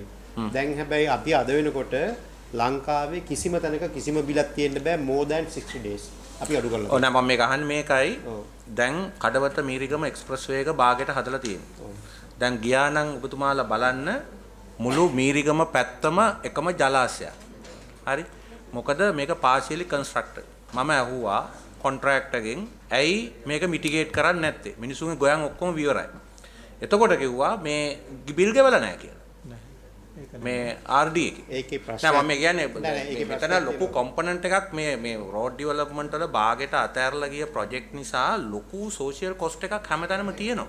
ඉතින් මේකින්ද මේකෙන් කොච්චර කොම්පොනන්ට් එකක් බිල් ගෙවන්න තියනවද කියලා දැනගන්න ඔබතුමාලා කිව්වට බිල් ගෙවලා නැහැ කියලා. ගරු සභාපතිතුමා හුඟක් ඔය foreign funded projects ඔය පාරවල් විශේෂයෙන් ඔබතුමා නෑ මේක foreign funded නෙමෙයි මේකට ආධාරයක් හම්බුන්නේ නැහැනේ කඩවත මීරිගමට. ඒක චීන ආධාර දෙනකොට අද වෙනකන් හම්බෙලා නැහැනේ. Bank finance. ඒ සම්පූර්ණ government funded එක. ඒක local bank අපේ local bank financing ගියේ. අර බැංකු ටික වැටිච්ච වෙලාවේදී ඒකදී එතන එක නතර වුණා එහෙම් පිටින්ම. ඔව් දැන් මම කියන්නේ ඒක අපිට තේරෙනවා රට බංකොලොත් උනහම මේක නතර වෙච්ච එක. නමුත් දැන් අවම වශයෙන් මේ පැතිවල මිනිසුන්ට මුණ දෙන්න වෙලා තියෙන මේ environmental disaster එක mitigate කරන්න ඕගොල්ලෝ මැදිහත් මේ සල්ලි නැහැ කියලා බෑනේ අර අපරාධ මිනිස්සු දුප්පත් මිනිස්සු ගෝයන් වවලට පස්සේ ඒ ටික ඔක්කොම යට වුණාට පස්සේ ඒකේ ඇමතුතුමා මන්ත්‍රීතුමා අත්‍තරම අපි ඒ ටික ගෙනල්ලා මේ දවසේ 24 ඩිස්කෂන් වලදී බජට් ඩිස්කෂන් වලදී ඒ වගේ අර භාගයට නිම කරලා වරලා මහ ජනතාවට පීඩාවට ලක් වෙන මේ පාරවල් හා ඒ හයිවේස් සෙක්ටර් එකේ යුරෝප්‍ය ව්‍යාපෘති කිහිපයක් විශේෂ සාකච්ඡාවක් අපි තියලා ඔය කොම්පඤ්ඤ වීදියේ මේ එලිවේටඩ් මේ එක කොච්චර ට්‍රැෆික් එකක් ක්‍රියේට් කරලා තියෙනවද භාගයට හදලා අතෑරලා ගිහිල්ලා ඒක නම් කරන්න ඕනේ නෑ වන්දන ඒ වගේ ඒවා මොකක් හරි කරන්න ඕනේ නේ නේද මෙච්චර ගාණක් වියදම් කළ මේ 300 ගාණ ඒ ටිකට අර මේ මෙතුමා කිව්වා වගේ ගරු සභාපතිතුමනේ ඒ ටිකට මේ මෙතුමා සඳහන් කරා වගේ අපි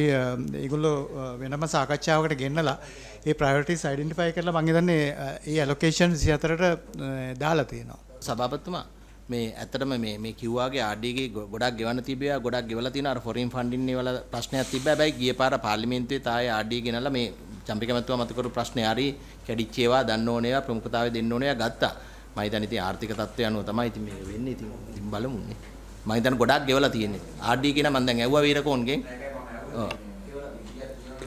ඔව් සර් ඒකේ තියෙන්නේ අර කිව්වාගේ අනුමත දැන් පාර්ලිමේන්තුව අනුමත කරපු අයවැය සීමාව ඇතුළත අපි ලංකාවේ කිසිම බිලක් දින 60කට එහා තියන් යන්නේ නැහැ. අපි උත්සාහ කරනවා මේ අවුරුද්ද අග වෙනකොට දින 30කට ගේන්න මේක අපේ ආර්ථික මට්ටම ටිකක් යම් කිසි මට්ටමකට ශක්තිමත් වුණොත් එම බිල් අපි දැන් අපේ පෙන්ෂන් එක වුණත් අහලා තියපු ඉස්සර ග්‍රැටියුටි එක more than 18 months අපි අරන් ගියා ග්‍රැටියුටි එක. දැන් අපි ඒකත් මාස දෙකකට අඩු කරලා තිනවා පෙන්ෂන් එක හම්බෙලා ඉවරලා මන්ත්ලි පෙන්ෂන් එක හම්බෙලා දින 60ක් ඇතුළත ග්‍රැටියුටි එක ගන්න පුළුවන්. දැන් මේ 23 කීයද ටෝටල් එක? ඇත්තටම ඇක්චුවල් එක්ස්පෙන්ඩිචර් එක කීයද කැපිටල්? මේ සයිඩ් එකේද මේ සයිඩ් එකේ තියෙන එක බලන්න. කැපිටල් ඒ සයිඩ් එකට ගියාම කතා කරමු සර්. තියෙන්නේ මේක දාලා. Can we request that this slide නෑ මේ දාලා තියෙන estimate budget කියලා දාලා තියෙන අපි appropriation bill එකේ තිබුණ ගාන. මේ ඇක්චුවල් එක නෙමෙයි comparison එකට බැලුම් මේ. Chairman, can we also request that this slide be shared after today? At least no, they are saying to not to share it until Monday. Monday. Yes, so we can have it on Monday. Yes.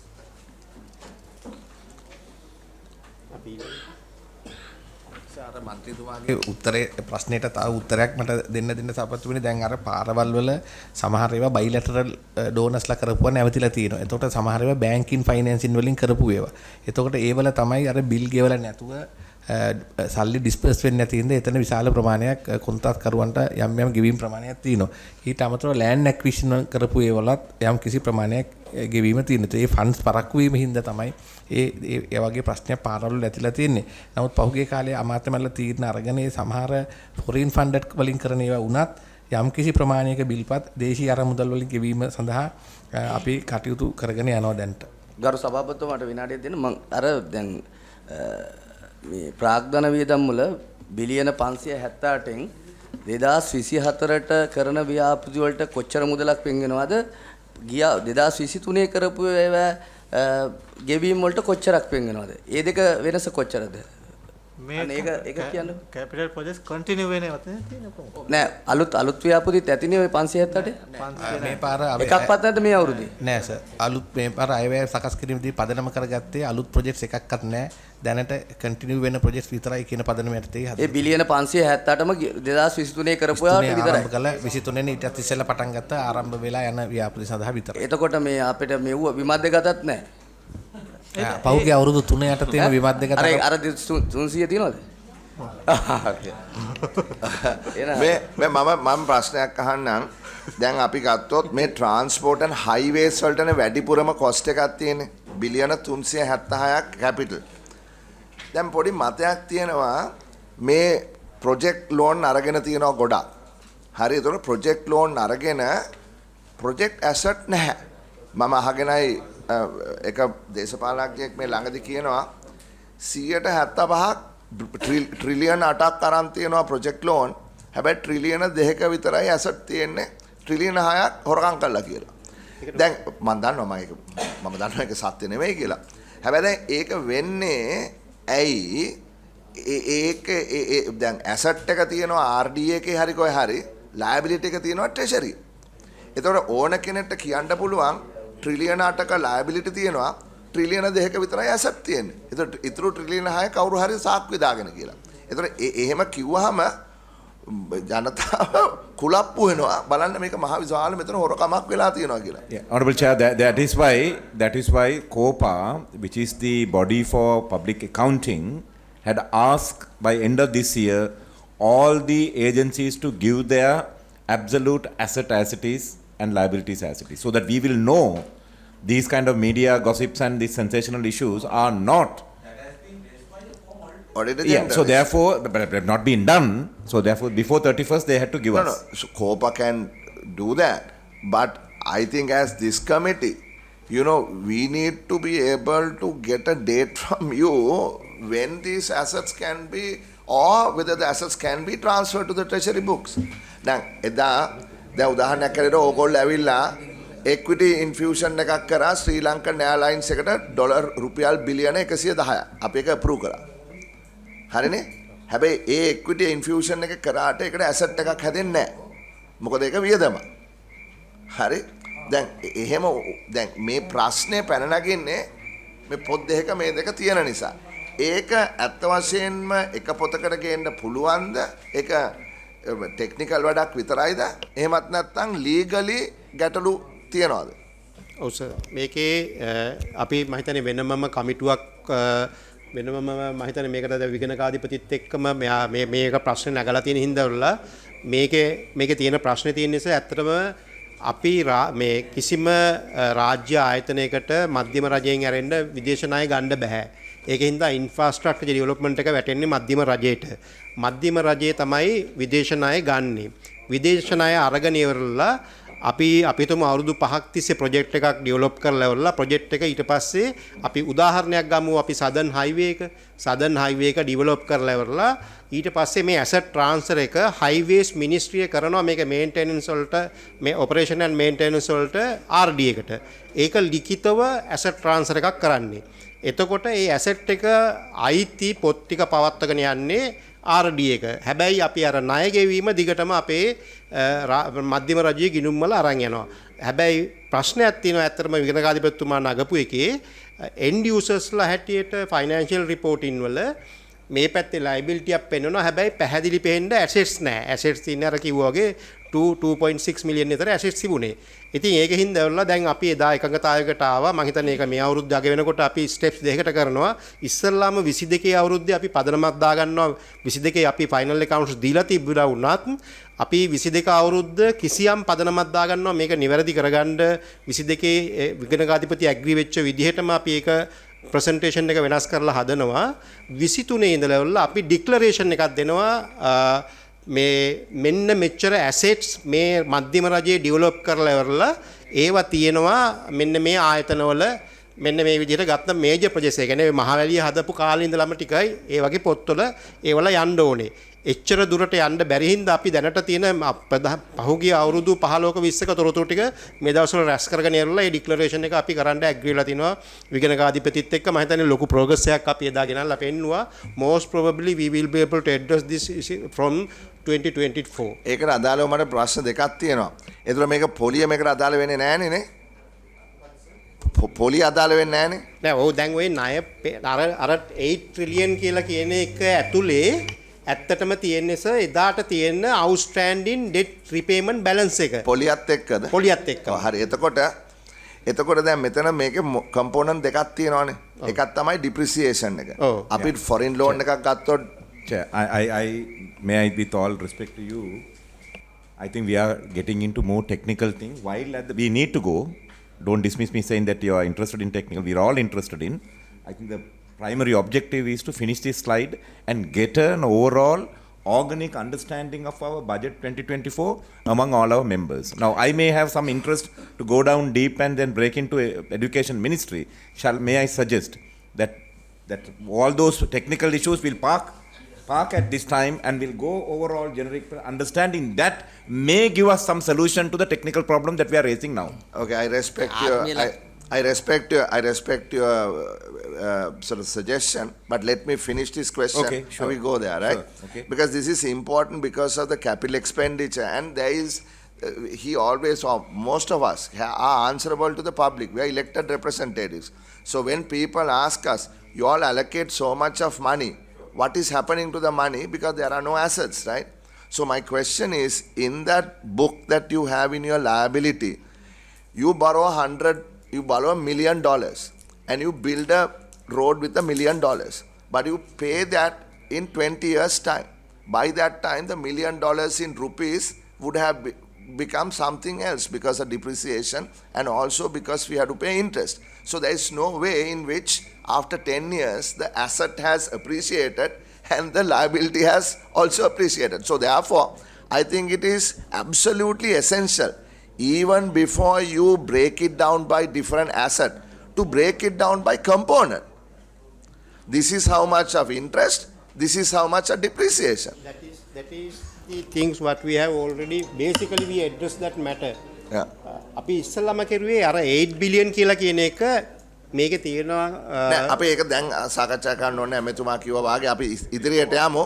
හැබැයි give that directive that we need the two types of breakdown, immediate breakdown as to what is the asset value, what components are the others, meaning depreciation and interest component. If there is any, the gentleman at the back wants to say something. Yes sir.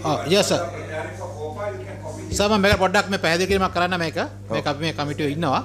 මේ ඇත්තටම මේක ප්‍රධානම basically ඇත්තටම මූලිකම වශයෙන්ම පොඩි කරුණු දෙකක් තේරුම් ගන්න ඕනේ. මොකද්ද ඉන්වෙස්ට්මන්ට් එකක් කියන්නේ? මොකද්ද ණය ඉන්වෙස්ට්මන්ට් එකක් කරන්න ෆයිනෑන්සින් කියන්නේ මොකද්ද කියන්නේ? දැන් ඇත්තටම මේ අපි අර මේ දැන් අපි කතා කරන මාතෘකාව මේ පොඩි මිස් අන්ඩර්ස්ටෑන්ඩින් එකක් අපි මේ කතා කරන්නේ. මොකද ඇසෙට් එකක් කියලා කියන්නේ ඇසෙට් එකක් හදන්න යම් වත්කමක් හදන්න යම් සේවයක් හෝ භාණ්ඩයක් හදන්න හෝ සේවාවක් සපයන්න හෝ හදා ගන්නා එකට තමයි අපි ඇසෙට් එකක් කියන්නේ. ඒ ඇසෙට් එකක් හදන්න මේ සමහර විට මේ අපි එකම මුදලක් ගැන මේ කතා කරේ මේ අපි මේ අපේම අතීතයේ ඉඳලා අපි මේ විදේශ ණය මත යැපෙන යූස් කරලා මේ හදන හින්දා ඒක තමයි මේ විදේශ ණයත් එක්ක මේක සම්බන්ධ කරලා තියෙන්නේ. හැබැයි එහෙම නෙවෙයි. මෙතන කාරණා මේක තුනක් තියෙනවා. කීපයක් තියෙනවා. ඇත්තටම මේ ෆයිනෑන්ස් කියන එක මුදල් මූල්‍යණය කරනවා කියන එක ඇසෙට් එක මූල්‍යණය කරනවා කියන එක ක්‍රම කීපයකට කරන්න පුළුවන්. එකක් තමයි විදේශීය ණයකින් කරන්නත් පුළුවන්. ඊට පස්සේ ඒක ඇතුළේ ගවර්න්මන්ට් ෆන්ඩ්ස් තියෙන්නත් පුළුවන්. ඊට අමතරව ඒ ආයතනයක තමන් හම්බ කරපු සල්ලි තියෙන්නත් පුළුවන්. earn funds තියෙනද තව නැත්නම් තව අපේ දේශීය බැංකුවෙන් ගත්ත ණයක් වෙන්නත් පුළුවන්. මේක අපි මේ කතා කරන්නේ එක පාර්ට් එකක් එක කොටසක් ගැන. මේ හින්දා අපි මේක මේ ඉවැලුවේට් කරනවා. අපි මේ අවුරුද්ද ලබන අවුරුද්ද වෙනකොට මේකේ තියෙන සියලු මේවා මම හිතන්නේ මොකක් ඉවර කරගන්න පුළුවන් වේවි.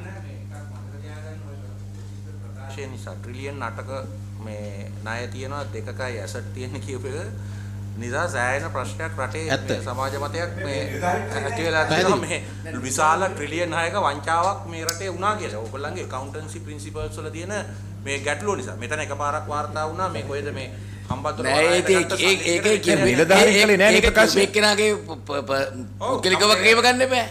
ඒක ප්‍රශ්නේ කවුරුත් ඒක නිවැරදි කළේ නැහැ ඔව් ඒක නෑ ඒක තමයි මට අවශ්‍ය වෙන්නේ මේක නිවැරදි කරන්න මේ කමිටුවට වගකීමක් තියෙනවා නිවැරදි දත්ත මේ රටට යන්න ඕනේ හරි ඉතින් ඒක නිසා තමයි මම මේක කරන්නේ හරි එවැනි අය කිව්වා ලංකාවේ තියෙන්නේ 1600යි පාසල් කියලා ලංකාවේ 10233 පාසල් තියෙනවා හරි ඊළඟ එකට අපි දන්නවා ඒගොල්ලන්ගේ ප්‍රකාශ පිළිබඳව ගත්තාන් පස්සේ ලබන අවුරුද්දට ප්‍රොවිෂන් ටෝටල් පළස් සභාවත් එක්ක අපි බිලියන 527ක් වෙන් කරලා තියෙනවා. 2023 සම්බන්ධ කම්පෙයාර් කරනකොට 2023 වෙන් කරලා තියෙන්නේ 506යි 527 රුපියල් බිලියන 20ක විතර වැඩිවීමක් තියෙනවා. ඉතින් GDP එකක් විදිහට බලනකොට පොඩි අඩුවීමක් තියෙනවා GDP විදිහට. දැන් බෙන්ච්මාර්ක් එක කීයද এডুকেෂන් වලට මේ ලේකම්තුමා? බෙන්ච්මාර්ක් එකක් එහෙම නැහැ. නෑ දැන් අපිට UNICEF එකෙන් public finance for children කියලා මේ කමිටුවයි children's caucus එකයි මීටිමක් තිබ්බා ඊයේ පෙරේදා. ඒගොල්ලෝ කිව්වා සාමාන්‍යයෙන් No may I explain please. Oh, can I finish? ඒගොල්ලෝ අපිට කිව්වා සාමාන්‍යයෙන් 104ක විතර benchmark එකක් තියෙනවා මේ education වලට 5ක විතර benchmark එකක් තියෙනවා කියලා health වලට. ඉතින් ඒක කොහොමද අනිත් රටවල් සමග සංසන්දනය කරන්නේ? ඉතින් ඒ නිසා මම ඒකයි අහුවේ ඕගොල්ලෝ යම් කිසි ෆිගර් එකක් හිතේ තියනවාද? දැන් උදාහරණයක් හැටියට 106ක් අධ්‍යාපනයට වියදම් කරන්න ඕනේ කියලා ලොකු තර්කයක් කාලයක මතු වුණා. දැන් අපි වියදම් කරනවා 101.7ක්. ඔව්. එතකොට යම් කිසි බලාපොරොත්තුවක් තියනවාද මේක දලදේශීය නිෂ්පාදනයේ ප්‍රතිශතයක් හැටියට 6 පැත්තට ගෙනියන්න? එහෙම නැත්නම් ඒක වෙන ගානක්ද? ඒකයි මම මේ අහන්නේ. May I come before you contribute so that you can the 6% GDP is an international standard kept for countries, UN standard kept for countries that are stable in economy. It's like fundamental, education is a fundamental right. So primary education, secondary education, fundamental right we have signed. But tertiary education is never a fundamental right even in countries like Canada. So we should not go on, run away with these numbers. 6% is the international ideal. UN declaration says every man and woman is equal. But am I equal to Bill Gates? Obviously not. So that's the ideal condition we should work in. So ideal condition එක තියාගෙන අපි වැඩ කරනවා ඒ දිශාවට. එතකොට ඒක හරි. දැන් මේ වතාවේ අපි උත්සාහ කරන්නේ 1.7 රාජ්‍ය වියදම හැටියට. නමුත් අපි ක්‍රමයෙන් මේ අධ්‍යාපනය සඳහා වූ ආයෝජනය රාජ්‍ය නොවන විදේශ කියන කොටස් තුනක් තිබෙනවා. මේ රාජ්‍ය කොටස විතරයි. ඒ හා සමානව තවමත් 24ක් රාජ්‍ය නොවන විශ්වවිද්‍යාල වල ශිෂ්‍ය ශිෂ්‍යාවන් බැඳමින් ඒක ආයෝජනය වෙනවා. අපි කියනවා නිතරම ඔබතුමාගේ තීරයකට අනුව අපි කියනවා මේ රාජ්‍ය බිස්නස් මේ වගේ සාමාන්‍යයෙන් වෙල්ෆෙයාර් ඇන්ඩ් සොසයිටි එකදී අපි අධ්‍යාපනය රැකගත යුතුයි. නමුත් අපි ප්‍රයිවට් සෙක්ටර් එකට දැන් under keen regulations we have allowed. ඊට අමතරව 15000ක් දරුවන්ට මිලියන 800ක ණයක් දීලා තිබෙනවා Tamanගේ අධ්‍යාපනය කරගන්න. So all those when you put together, I want you to present the case, not just the direct expenditure by the government. This is my argument. So there is a private investment, there is an international investment, there is a commercial investment. Okay, but that point is really not what I'm driving at here because this is the government budget, no? Yes. This is the appropriation bill. Yes. All what they can give us, or what we can expect from them, is what is the government of Sri Lanka going to allocate for education. How much the private sector is going to do, they don't know because they are the budget office. Right? So what I respect your point that the actual expenditure on education is more than this because there is private investment. But in the appropriation bill, my question was, are you looking at a particular number? ඒ කියන්නේ 100%ක්ද 3ද මම නිකන් අහන්නේ ඔයගොල්ලන්ගේ අදහසක් මොකක් හරි තියනවද benchmark එකක්? ඕනේ අපි ගරු සභාපතිතුමනි දැන් এডুকেෂන් සහ හෙල්ත් සෙක්ටර් දෙක තමයි මූලිකවම ප්‍රමුඛතාවගත කරලා තියෙන්නේ ආයෝජන සැලැස්ම තුළ. එතකොට අපිට අඩුම ගානේ 2.5%ටවත් යන්න ඕනේ අවුරුදු 7ක් ඇතුළත කියන assumption එක උඩ තමයි අපි වැඩ කරගෙන යන්නේ এডুকেෂන් සෙක්ටර් එකේ. හැබැයි අපිට තාම කියන්න බෑ මේ හරියටම අවුරුදු ගාන ඒ ප්‍රසන්ටේජ් එක ළඟා කරගන්න පුළුවන්. හැබැයි ඒ මට්ටමට අපි ප්‍රොජෙක්ට් කරනවා. බොහොම හොඳයි. ඒක තමයි අපි ඇහුවේ. ඒ කියන්නේ 2.5% විතර ඉලක්කයක් කරා යන්න තමයි උත්සාහ කරන්නේ. ඒක තමයි මම ඇහුවේ. බොහොම ස්තුතියි. හරි. ඊළඟට අපි ඊළඟ එකට යමු. හැබැයි තව වැදගත් දෙයක් ඔබතුමා කිව්වා ඒක අපි සන්තෝෂ වෙනවා. ඒ තමයි කිව්වා සෞඛ්‍ය සහ අධ්‍යාපනයට තමයි කියලා ප්‍රමුඛතාවය දෙන්න යන්නේ. Yes, this time එතෙන්දී අපි අර UNICEF එකත් එක්ක කතා කරපු නිසා ඒක මගේ හිතේ දැඩිවම ඒක මේවා වුණා. දරුවන් අත වශයෙන්ම මේ ක්‍රයිසිස් එකත් එක්ක දරුවෝ තමයි ලොකුම අපහසුතාවයට පත් වෙලා තියෙන්නේ. එතකොට මේ දරුවන්ගේ අධ්‍යාපනය සඳහා දරුවන්ගේ මේ සෞඛ්‍ය පහසුකම් සඳහා මං හිතන්නේ ක්‍රයිසිස් සිටුේෂන් එකක් තියෙනවා කියලා. ඒක අද කතා කරන්න බෑ. නමුත් අපි සෙක්ටෝරල් කතා කරනකොට කොහොමද මේක වියදම් කරන්න කියලා ඒ දරුවන් වෙනුවෙන් කරන වියදම සම්බන්ධයෙන් මීට වඩා ඒක පැහැදිලිවම අපි අඳුරගෙන තියෙනවා කර සභාපතිතුමනි. දැන් විශේෂයෙන්ම අපි ඒක තමයි මේ දිවාහාරය පාසල් ළමුන්ගේ දිවාහාරය සම්බන්ධව අපි පුළුවන් තරම් ඒ සම්බන්ධයෙන් අවධානය යොමු කරලා විදේශ ආධාරත් ලබාගෙන ඒ පැත්ත අවස්ථාවේ හැටියට පුළුවන් තරම් මැනේජ් කරන්න අපි උත්සාහ කරනවා. මොකද දැන් ප්‍රයිමරි এডুকেෂන් එකේ සෙකන්ඩරි এডুকেෂන් එකේ යම් මට්ටමකට කොවිඩ් බලපෑමත් සහ මේ ක්‍රයිසිස් එකේ බලපෑමත් එක්ක ලොකු ගැටලු තියෙනවා. අපි ඒක වෙනම සාකච්ඡා කරමු. Right, thank you. Please go ahead. We have only like we're running out of time. Yeah. Health sector එක ගත්තම සභාපතිතුමා මේ අවුරුද්දේ කියන්නේ 2024ට වැඩිපුර ප්‍රොවිෂන් ප්‍රමාණය වෙන් කරන්න වෙලා තියෙනවා. 519ම වෙන් කරන්න වෙලා තියෙනවා. 434 ගිය අවුරුද්දේ මේ 2023 තිබෙ මේ ප්‍රධාන වියදම් වැඩි වුණේ බෙහෙත් වලට වැඩි ප්‍රමාණයක් ප්‍රොවිෂන් වෙන් කිරීමට 2024 වසර සඳහා වෙලා තියෙනවා. සභාපතිතුමා බිලියන 451 බෙහෙත් ගෙනන එකත් ඇතුළත්වද තියෙන්නේ. ඒතකොට බිලියන 68 ඇවිල්ලා මේ බිල් ගෙවනේ ගිය අවුරුද්දේ. නෑ කැපිටල් එක තමයි. ඒ කියන්නේ ඒකේ කන්ටිනියු වෙනවා. ලබන අවුරුද්දට කන්ටිනියු වෙනවා තියෙනවද? ප්‍රොජෙක්ට්ස් යනේවා තියෙනවද? නෑ ඒ කියන්නේ ඒ ප්‍රාග්ධන වියදම් ගිය අවුරුද්දේ ආපුවනේ නේ අලුතෙන් ඉදිකිරීම වලටත් තියෙනවද? මල්ටි ඉයර්ස් නේ යන්නේ සභාපතිතුමා. ඒතකොට ඒක පියවර අනේකට තමයි තියෙන්නේ. ගිය අවුරුද්දේ ඉතිරි කොටස තමයි මේ 68 වෙන් කළා. ඒක තමයි ඊළඟ අවුරුද්ද වලට යනවා තමයි. අලුත් ඒවා මොනවද නැහනේ. නෑ. නෑ ඒගොල්ලෝ පාර්ට්ස් එහෙම දැන් ගොඩක්ලට ඔය අර ගෙන්නන එක්ස්ට්‍රා රිප්ලේස්මන්ට් ගොඩාක් යනවා ඒවට. ඒක මේ එස්ටිමේට් එකක් අරගෙන තමයි අපි මේක දුන්නේ. හැබැයි පුනරාවර්තන වියදම් වැඩි කරපු එක ගැන සතුටුයි. ඒක කියන්න පුළුවන්. ඒක ලොකු දෙයක් ලොකුවට වැඩි කරලා දෙනවා. හොඳයි. පුනරාවර්තන වියදම් අපි වැඩි කරලා තියෙනවා. හැබැයි එතන වියදම් කිරීමේදී යම්කිසි මේ එෆිෂියන්සි එකේ වැඩි කිරීමක් කරගන්න පුළුවන් නම් හොඳයි කියලාත් අපි දකිනවා මේ සෞඛ්‍ය ක්ෂේත්‍රය පැත්තෙන්. හරි ඊළඟට ඊළඟ ස්ලයිඩ් එකේ සභාපතිතුමා පැහැදිලි කරලා තියෙන මේ ප්‍රයිමරි එක්ස්පෙන්ඩිචර් කියන්නේ රිකරන්ට් ඇන්ඩ් කැපිටල් දෙකේ ටෝටල් එකතුව as a percent of GDP කොච්චරක්ද වැය වෙලා තියෙන්නේ කියන එක අදහසක් විදිහට තමයි මේ දාලා තියෙන්නේ. ඒ කියන්නේ වැඩිම ප්‍රමාණයක් ප්‍රොවිෂන් වෙන් වෙන්නේ health education and human resource development කියන සෙක්ටර් එකේ. ඊට පස්සේ වැඩිම ප්‍රමාණයක් social protection එක දෙවෙනියට යනවා. 1.9 no. Yeah, so education is 1.9. Education health උඩම තියෙන සභාපතිතුමා 3යි මන්ත්‍රීතුමා 3.4ක් වැය වෙන්නේ ඒකට. You put all that together. ඔව්. Right, okay. ඒ විදිහට ට්‍රාන්ස්පෝර්ට් හයිවේස් අපි කතා කරාට ඒක වැටෙන්නේ ඇත්තටම තුන්වෙනි කැටගරි එකට 1.4 වෙන් වෙනවා. national security එකට defense එක පැත්තට 1.3% වෙන් වෙනවා.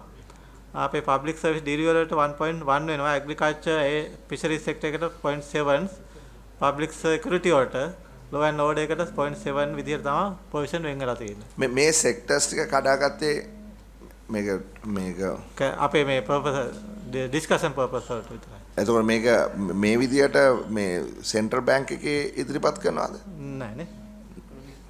නෑනේ. අපි මේ ඩිස්කෂන් වලට ගත්තේ. ඔව් මොකද දැන් මෙතන අපි හෙල්ත් එක එඩියුකේෂන් එක ඔක්කොම එකට දාලා තියෙන්නේ. නෑ ඒක වෙන් කරලා ඉස්සලා පෙන්නුවේ ඒකයි තමයි. හරි දැන් මේකට එකට දාලා තියෙන්නේ. ඔව්. හරි ඉක්මනට ඉස්සරට. අපි ඊළඟ ස්ලයිඩ් එක තමයි අපි කතා කරන්නේ. ඔව් ඊට පස්සේ මේ ඩෙට් සර්විස් එකේ ඉස්සලා කතා කරලා අපි ඉන්ට්‍රස්ට් පේමන්ට් එක 2189 ඉඳන් 2654 2024 වැඩි වෙනවා. එතකොට බලන්න ප්‍රින්සිපල් පේමන්ට් එක 8500ක් වෙලා තියෙනවා 2023ට. ඒ උනේ අර DDU එකේ රීස්ට්‍රක්චර් එක නිසා. එතකොට 1268යි කියලා මෙතන 2024 පෙන්නුවට මේක තව 3400කින් වැඩි වෙනවා බජට් එකේ අර එක්ස්ටර්නල් පාර්ට් එකත් ආවෙන් පස්සේ. පොඩ්ඩක් කෙනෙක් තේරුන්නේ නැහැ. දැන් මේ 8500 2022 1400යි 2023 8500යි. ඒක DDO එක නිසා වෙච්ච දෙයක් කිව්වනේ. ඔව් 6500ක් එතන DDO එකේ තියෙනවා. එතකොට මේ DDO එකෙන් 6500ක් තියෙනවා. ඔව් මොකද EPF ETF වලට එතන ගියා 3000ක්. ඔව්.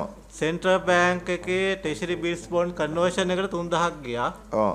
ඊට අමතරව SLDB FCB කන්වර්ෂන් එකට තවත් බිලියන 300ක් විතර ගියා. ඒතර 250. එතන 6250ක් දැන් එතන වැය වෙලා තියෙනවා දැනට. එතකොට ඒකේ මොකද්ද කරේ? ඒ කියන්නේ අපි මේවා කැපිටල් හැටියට ඇලොකේට් කරා. බොන්ඩ් එක රිපේ කරලා ආයිෂු කරා. හරි. අලුත් බොන්ඩ්ස් හැටියට දුන්නා. ඒක නෑ බුක් එන්ට්‍රි එකන්නේ. ඔව් නිකන් බුක් එන්ට්‍රි එකක්. මේක ගෙවුවා අනිත් පැත්තට නෑ ඒකේ බුක් එන්ට්‍රි එකක් විතර නෙමෙයි. ටර්ම්ස් ඇන්ඩ් කන්ඩිෂන් වෙනහනේ. ඒක ඉන්ට්‍රස්ට්. නෑ ඒක හරි. ඒ වුණාට මේ 8500 වියදම් කරේ නෑනේ. නෑ නෑ. ඔව් වියදම් ඩෙට් ඉන්ස්ට්‍රුමන්ට් දෙකක් වෙනස් වුණා. ඒ ඩෙට් ඉන්ස්ට්‍රුමන්ට් කිහිපයක් වෙනස් කරලා අපි ගත්තා. ඒ කියන්නේ 30 ගාණක් අරගෙන 12ක්ද කොහෙද දුන්නානේ අලුතෙන් ඒකනේ කරේ. ගරු සභාපතිතුමා අපේ පොත්වල ගෙවපු නැති විදිහට තිබිච්ච ට්‍රෙෂරි බොන්ඩ්ස් කියන සුපර්ඇනුවේෂන් ට්‍රෙෂරි බොන්ඩ් සහ මහ බැංකුව සතුව පැවති ට්‍රෙෂරි බිල් සහ අතිකාරම් සමගම ශ්‍රී ලංකා සංවර්ධනය බැඳුම් කර. ඒ ටික ඔක්කොම ඒවා රිටයර් කරලා අලුතෙන් බොන්ඩ් ඉෂුව කළා. හරි. ඒ කියන්නේ දැන් අපිට ගෙවන්න තිබුණා නම් එක පැත්තක වත්කම තව පැත්තකට මාරු වුණා. ඔව් ඒ කියන්නේ අපි හිතමු අපිට බොන්ඩ් එකක් තිබ්බ ගෙවන්න 2030. ඔව්. හරි. අපි ඒක ගෙව්වේ නැහැ.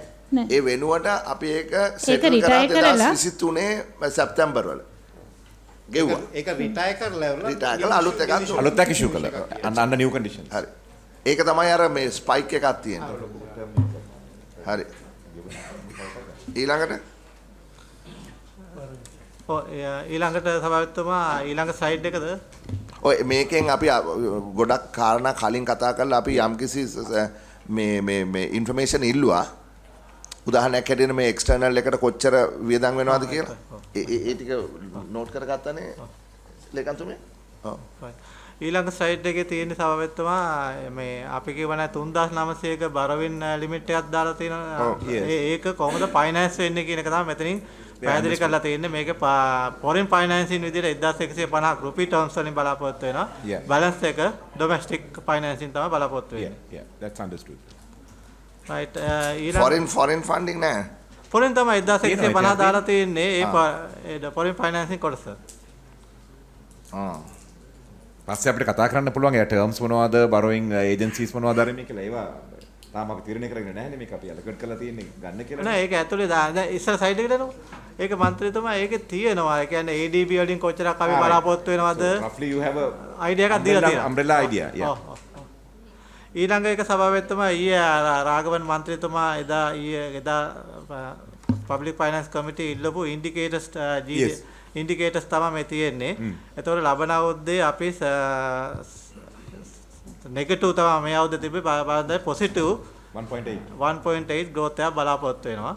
එතකොට අපි කතා කරා ඒ කාලේ අර මොකද ගිය අවුරුද්දේ මේ අවුරුදු 2023 GDP එක 30300ක් එස්ටිමේට් කරා. නමුත් ඒක 28100ට අඩු වෙනවා. ඒක අඩු වෙන්න හේතුව තමයි ඉන්ෆ්ලේෂන් එක අපි 30.9ට තමයි එස්ටිමේට් කරේ. දැන් රිවයිස් වෙලා තියෙනවා 18.2ට. ඒ අනුව nominal GDP එක 27 ඉඳලා 16ට අඩු වෙනවා. ඒතකොට 7.2% රිඩක්ෂන් එකක් nominal GDP value එකේ තියෙන හින්දා තමයි 28100ට එන්නේ. එතකොට 2024ට ඉන්ෆ්ලේෂන් එක විදිහට 7.9ක් සහ එතකොට real GDP එක 1.8ක් විදිහට nominal GDP එක 12.1ක growth එකක් බලාපොරොත්තු වෙලා තමයි 31500ට apply කරලා තියෙන්නේ. එතකොට ලබන අවුරුද්දේ public debt එක මේ අවුරුද්දට වැඩිය slightly increase එකක් එනවා. Yeah, that's වැඩි වෙනවා. වැඩි වෙනවා. Yes, that's understood. වැඩි වෙන්නේ මේකට කරුණු කීපයක් බලපානවා. එකක් අර මේට අමතරව අපේ තියෙන දැන් බජට් ස්පීච් එකේයි අර බැංක් රීකැපිටලයිසේෂන් එකට අලුතෙන් ප්‍රොවිෂන් වෙන් කරන්න වෙනවා. ඒකට බිලියන 400ක් විතර වැය වෙනවා. ඉතින් ඒවත් ඔක්කොම කම්පොනන්ට් ඇඩ් වෙලා තමයි මේක වැඩි වෙනවා කියලා මේ ફોකස් කරලා තියෙන්නේ. හරි. එතකොට අපිට තව දෙයක් කරන්න. දැන් අපි මේ බජට් එක හදන්න IMF ප්‍රෝග්‍රෑම් එකක් ඇතුළේනේ. ඒතකොට IMF ප්‍රෝග්‍රෑම් එකේ අපිට නොයෙකුත් තියෙනවානේ මේ බෙන්ච්මාර්ක්ස් තියෙනවා, achievables තියෙනවානේ, ratios. එතකොට අපිට ඒ බෙන්ච් ප්‍රෝග්‍රෑම් එකේ තියෙන මේ comparative comparison එක එකකුත් දෙන්න. That's better. That's fair. එතන මේ මූලික ඉන්ඩිකේටර්ස් සමානයි. නෑ අපි මේ දැන් කියන්නේ සභාපතිතුමා දැන් අපි මේ ඇග්‍රීමන්ට් එක සයින් කළාන් පස්සේ කියන්නේ අපි සෙකන්ඩ් ට්‍රාන්ච් එකට ඇග්‍රීමන්ට් එක සයින් කරනවානේ. ඊට පස්සේ බෙන්ච්මාර්ක් එක ගන්න පුළුවන් අපි ඒක. So are those benchmarks your target and then you work backward? Is it what you're saying? නෑ මේවත් එක්ක තමයි ඇග්‍රීමන්ට් එක එන්නේ. ඒතකොට දැන් පබ්ලික් ඩෙට් එකේ සභාපතිතුමා දැන් IMF ප්‍රෝග්‍රෑම් එක තියෙන්නේ 95 වලට ගේනවා කියලා. ඒක 95 වලට එන්නේ 27 32 පීරියඩ් එකේ ඇවරේජ් නම්බර් එක විදිහට ගන්න. ඒතකොට එතකන් මේක එහා මෙහා අඩු වැඩි වීමක් වෙලා ඒ පීරියඩ් එකේ තමයි 95 වලට ගේන්නේ. Understood. නෑ මම දන්නවා මොකද මෙතන තියෙන්නේ ප්‍රයිමරි ඩෙෆිසිට් එක පිළිබඳවනේ. දැන් මෙතන රෙවෙනියු එක පැත්ත කතා කරන්නේ නෑනේ. ඉතින් අපිට ඒක ගැන කතා කරන්න හැකියාවක් නෑ. රෙවෙනියු එක ගැන මෙතන සාකච්ඡා වෙන්නේ නැති නිසා. No, next slide is that. නෑ අනිත් එක සභාපතිතුමා මේ අවුරුද්දේ තියෙන ප්‍රයිමරි නෙගටිව් එකන්නේ. ඒතකොට ඒක ලබන අවුරුද්දේ ඩෙට් එක වැඩි වෙනවා. ඒක කොහොමද? ඊට පස්සේ තමයි ඒක අඩුවීමක් එන්නේ සර්ප්ලස් එන්නේ. ඔව් දැන් අපි ඉල්ලන්නේ සරල දෙයක්. ඒ කියන්නේ දැන් අපි එග්‍රී වෙලා තියෙන්නේ IMF එකේ කන්ඩිෂන්ස් නෙමෙයි කන්ඩිෂන්ස් අපි එග්‍රීමන්ට් තියෙන්නේ ක්වාටර් එකෙන් ක්වාටර් එකටද නැත්නම් අවුරුද්දෙන් අවුරුද්දට? ක්වාටර් නෑ මේමයි කියන්නේ quarterly target තියෙනවා half yearly target තියෙනවා. හරි. quarterly target වෙනස් වෙන්න පුළුවන්. නමුත් half yearly target වෙනස් කරන්න බෑ. හරි. අපිට එහෙමනම් කරුණාකරලා අපිට දෙන්න මේක නෝට් එකක් දාගන්න. අපිට කම්පැරටිව් දෙන්නකෝ. දැන් අපිට තියෙනවා නම් යම් ටාගට්ස් IMF එකේ අපි එග්‍රී වෙච්ච හරි පාර්ලිමේන්තුව පාස් කරානේ මේ IMF එග්‍රීමන්ට් එක. නෑ ඒක සභාපතිතුමා ඒක මේ කියන්නේ ට්‍රාන්ච් එකෙන් ට්‍රාන්ච් එකට වෙනස් වෙනවා. every installment. හරි එතකොට වෙනස් වෙනවා නම් ඒක රිවයිස් කියලා දෙන්න. දැන් ඒක තමයි අපි දැන් ඊළඟ දැන් මේ ෆස්ට් ට්‍රාන්ච් ෆස්ට් එකට අදාළ දැන් මේ අවුරුද්දට අදාළ ටාගට් එක අපිට දෙන්න පුළුවන්. ඊළඟ ටාගට් එක කියන්නේ benchmark මොනවද කියන එක මේ IMF will be based on the achievements of this quarters and two quarters දැන් performances staff level agreement එක ගන්න ඒක දැන් IMF එකේ board එකට යන්න පුළුවන් සමහරට මේ දෙසැම්බර් වල. ඒ දෙසැම්බර් පබ්ලිෂ් කරාට පස්සේ ඒ targets ඒ benchmark disclose කරන්න පුළුවන්. එතකන් DG ඒ කියන්නේ එතකන් මේක disclose කරන්න බැරිද? No, they won't have the figures. ඔයගොල්ලෝ දන්නේ නැද්ද disclose කරන්න බෑ සභාපතිතුමා මෙහෙමයි දැන් අපි උදාහරණ විදිහට ගත්තොත් primary balance එක කීයද කියලා ගත්තොත් පොඩක් එන්නකෝ මේ ප්‍රශ්න කියන්න. primary balance එක කියලා ගත්තොත් ඒක අපි ඔක්කොම known. ඒ කියන්නේ 0.8% of GDP කියන එක තියෙනවා. ලබන අවුරුද්දේ 2.3% කියලා දෙනවා. ඒ වගේ ටාගට් දැනටමත් පබ්ලිෂ් වෙලා ඉවරයි. ඒක ප්‍රශ්නයක් නෑ ඒව දෙන්න පුළුවන්. වෙලා තියෙන අර QPC කියලා. ඒ කියන්නේ quarterly තියෙන ටාගට් මොනවද? එතකොට half yearly තියෙන ටාගට් මොනවද කියන එකේ අදාළ අවුරුද්දේ මේක ෆයිනලයිස් වුණාන් පස්සේ තමයි ඒගොල්ලෝ දෙන්නේ. දැනට කතා වෙලා තියෙනවා QPC එකේ ඒ කියන්නේ first Q1 එකේ primary balance එක මෙච්චරක් තිබිය යුතුයි දෙවෙනි quarter එකේ මෙච්චරක් තිබිය යුතුයි එහෙම තියෙනවා. ඒක ෆයිනල් හරියට නම්බර් එක ෆයිනලයිස් අරගෙන report එකත් එක තමයි ඒ නම්බර. ඒ ටික අර ඉතුරු ටික ගන්න පුළුවන් මොකද ඒ ටික දන්නවා ඔක්කොම. හරි. අපිට sorry Mr. DST did I hear you saying for bank recapitalization you are allocating 400 billion? 450 billion තමයි දැනට estimate වෙන්නේ ලබන අවුරුද්දට. නමුත් ඒක 3 ඊළඟ අවුරුද්ද වලට යනවා. දැනට next year එක is only no what about other options of putting in creating a special purpose vehicle, putting the bad debts onto that and then consolidation of banks, those options we are not looking at. ඒවත් බලනවා සභාපතිතුමා. ඔක්කොම බලලා තමයි තියෙන්නේ. This is a massive amount no. Massive nෑ originally IMF program is they asking to provide 6% of GDP for bank recapitalization. This is only 1.5. They are original the IMF program is say is a 6% must be allocated to the these other ideas also being pursued. Yes.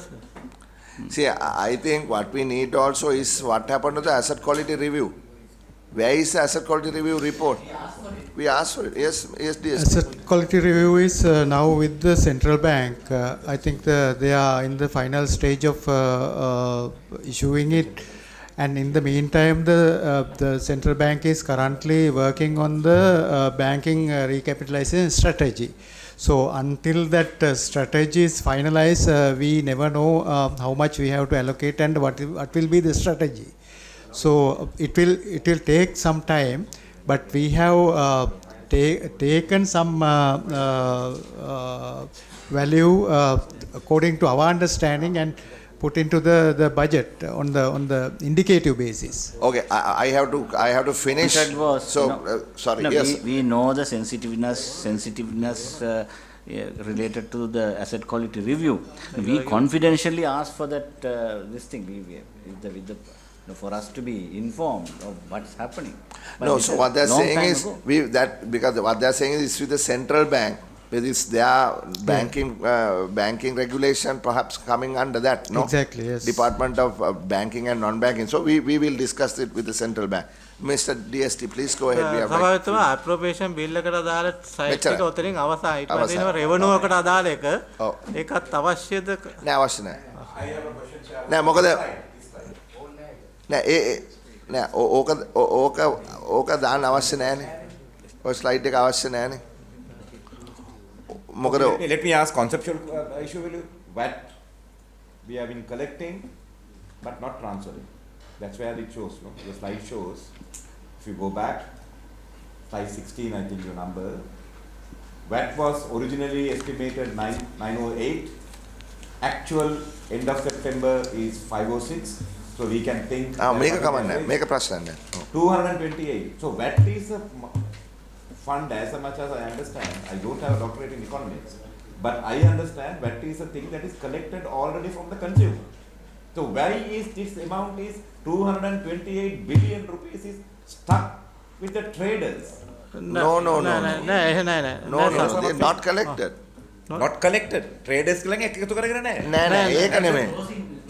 they haven't sold enough to collect the VAT. And they haven't imported enough to collect the VAT. There's two VATs. නෑ ගරුබන්තුවා මේක බලන්න ඕනේ මේක last 3 rows ටික බලන්න.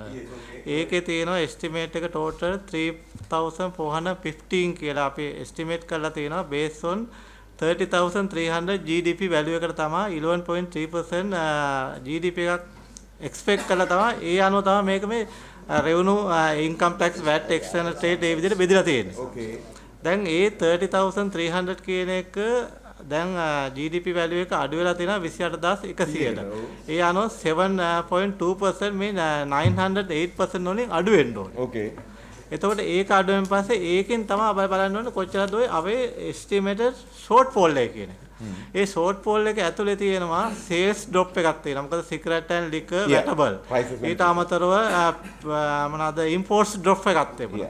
ඒවත් ඔක්කොම incorporate කරලා තමයි revenue shortfall එකක් තියෙන්නේ. ඒතකොට revenue shortfall එක as a percentage GDP බලනකොට 1.2% තියෙනවා. So but end of the Q4 will you know exact amount?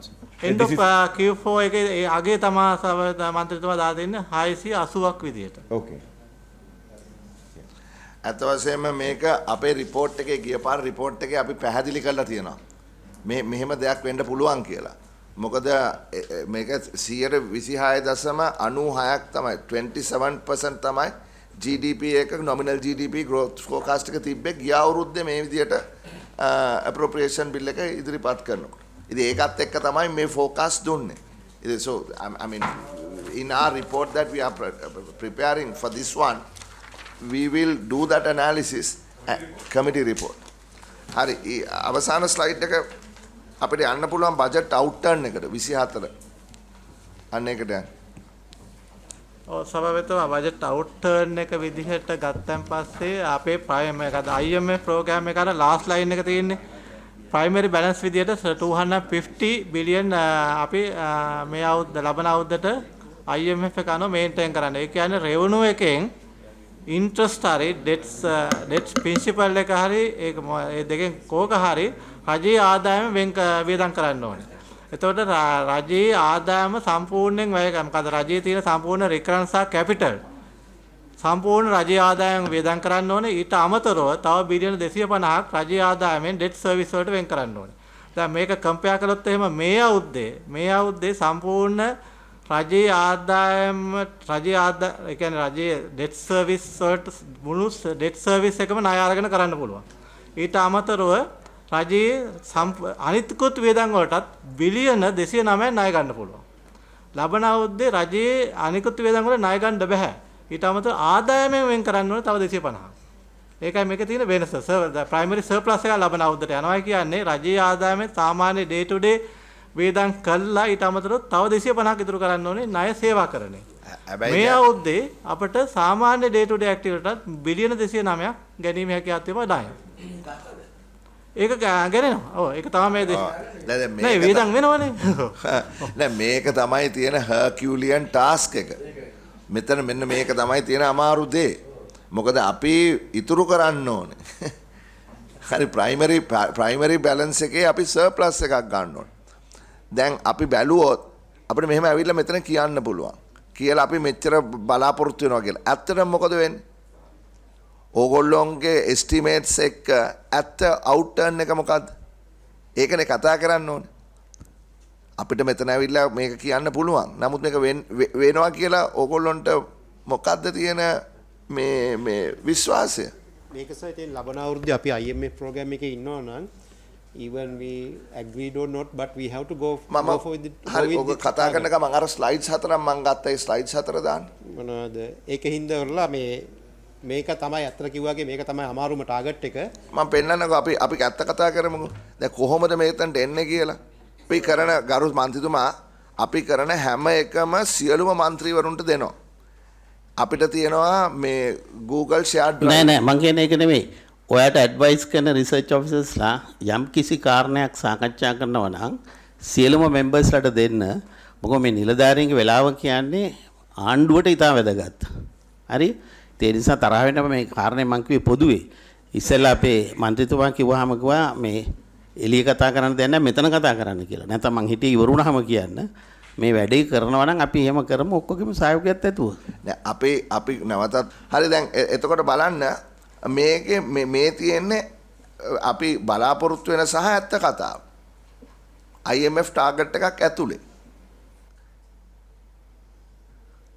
හරි ඉතින් ඕක තමයි යථාර්ථය. ඕක තමයි තියෙන අපිට අමාරු දේ.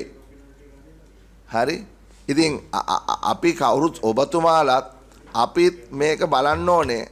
මෙන්න මේ ස්ලයිඩ් මෙන්න මේ වාගේ මේ යථාර්ථයක් තුල.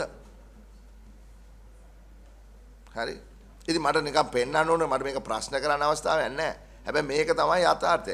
එතකොට දැන් DST කියනවා අපි IMF ප්‍රෝග්‍රෑම් එකක් ඇතුලේ අපි මේක කොහොම හරි මේක මීට් වෙන්න ඕනේ කියලා. ඔය තියෙන IMF ප්‍රෝග්‍රෑම් තුනක් ඇතුලේ 2001 ප්‍රෝග්‍රෑම් එක 2007 ප්‍රෝග්‍රෑම් එක 2015 ප්‍රෝග්‍රෑම් එක. ඔය ප්‍රෝග්‍රෑම් තුනේම අපිට බැරි වුණා IMF එකත් එක්ක එග්‍රී වෙච්ච ටාගට්ස් වලට යන්න. එතකොට මේ පාර සභාපතිතුමා යන්න බැරි වුණේ අපේ දේශපාලන එකඟතාවයක් නොමැති කප. නැත්නම් අපි 2001 ගෙනාපු එක එකඟතාවයක් තියෙනවා නම් අපිට රටේ ඉස්සරහට යන්න තිබුණා. අපි 2015 අපි ආපු එකඟතාවයේ ගෙනාව නම් ඉදිරියට යන්න තිබ්බා. එතකොට ඒක නිලධාරීන්ගේ ප්‍රශ්නයක් නෙවෙයි. ඒක අපේ කණ්ඩායම් අතරේ තියෙන එකඟතාවයේ පිළිබඳ ප්‍රශ්නයක්. මම පිළිගන්නවා. හැබැයි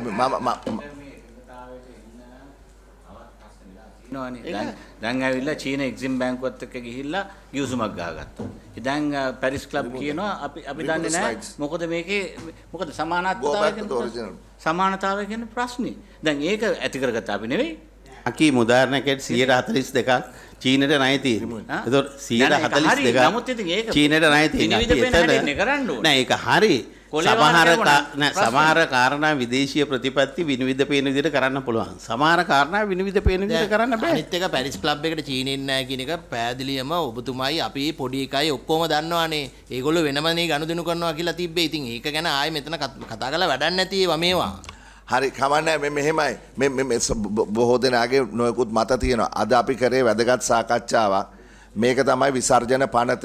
මේකට පෑ දෙකක් වියදම් වුණා කියලා කිසි ප්‍රශ්නයක් නැහැ. අපිට අහන්න තිබිච්ච ප්‍රශ්න ඇහුවා. නමුත් අවසාන ප්‍රශ්නයක් මට අහන්න තියෙනවා. ඕගොල්ලන්ගේ බජට් දැන් මේකේ තියෙනවා ඩෙෆිසිට් එක 7.4යි කියලා.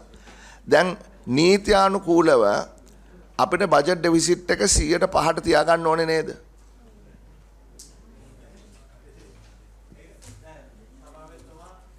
අනෝක 2025 තියෙන්නේ. කවුද කියන්නේ? FMR එක ඇක්ට් එක කොහෙද මේක නෑ කවදද මේ එමෙන් කරේ? කියන්න කවුරු හරි? මෙහෙමයි දැන් අපේ තියෙනවා Fiscal Management Responsibility Act number 3 of 2003 කියලා. එතනදී තියෙනවා fiscal rules කියලා. එක fiscal rule එකක් තමයි budget deficit එක අපි estimate කරද්දී 105ක මට්ටමේ තියාගන්න ඕන කියලා. හැබැයි 2003 ඉඳන් බොහෝ අවස්ථාවල මේ වෙනකම්ම මේ පහේ මට්ටමේ තියාගෙන නැහැ. එතකොට ඒ නිසා තමයි අපි දැනට public financial management law කියලා අලුත් ලෝ එක හදාගෙන යන්නේ. ඉතින් මේ වෙනකම්ම මගේ ප්‍රශ්නෙට කරුණා කරලා කෙලින් උත්තරයක් දෙන්න. අද මේ පාර්ලිමේන්තුවේ ඉන්නේ පබ්ලික් ෆයිනෑන්ස් එක තියෙන පාර්ලිමේන්තුවේ යටතේ කොන්ස්ටිටියුෂන් එකේ මේක දීලා තියෙනවානේ. මට කියන්න නීතිය මොකක්ද බජට් ඩෙෆිසිට් එකේ කියලා. ඔයගොල්ලෝ තුන් පාරක් එමෙන් කරාට බජට් ඩෙෆිසිට් එක 105න් වැඩි කරන්න පුළුවන් කියලා කවදාද එමෙන් කරේ කියලා මට කියන්න.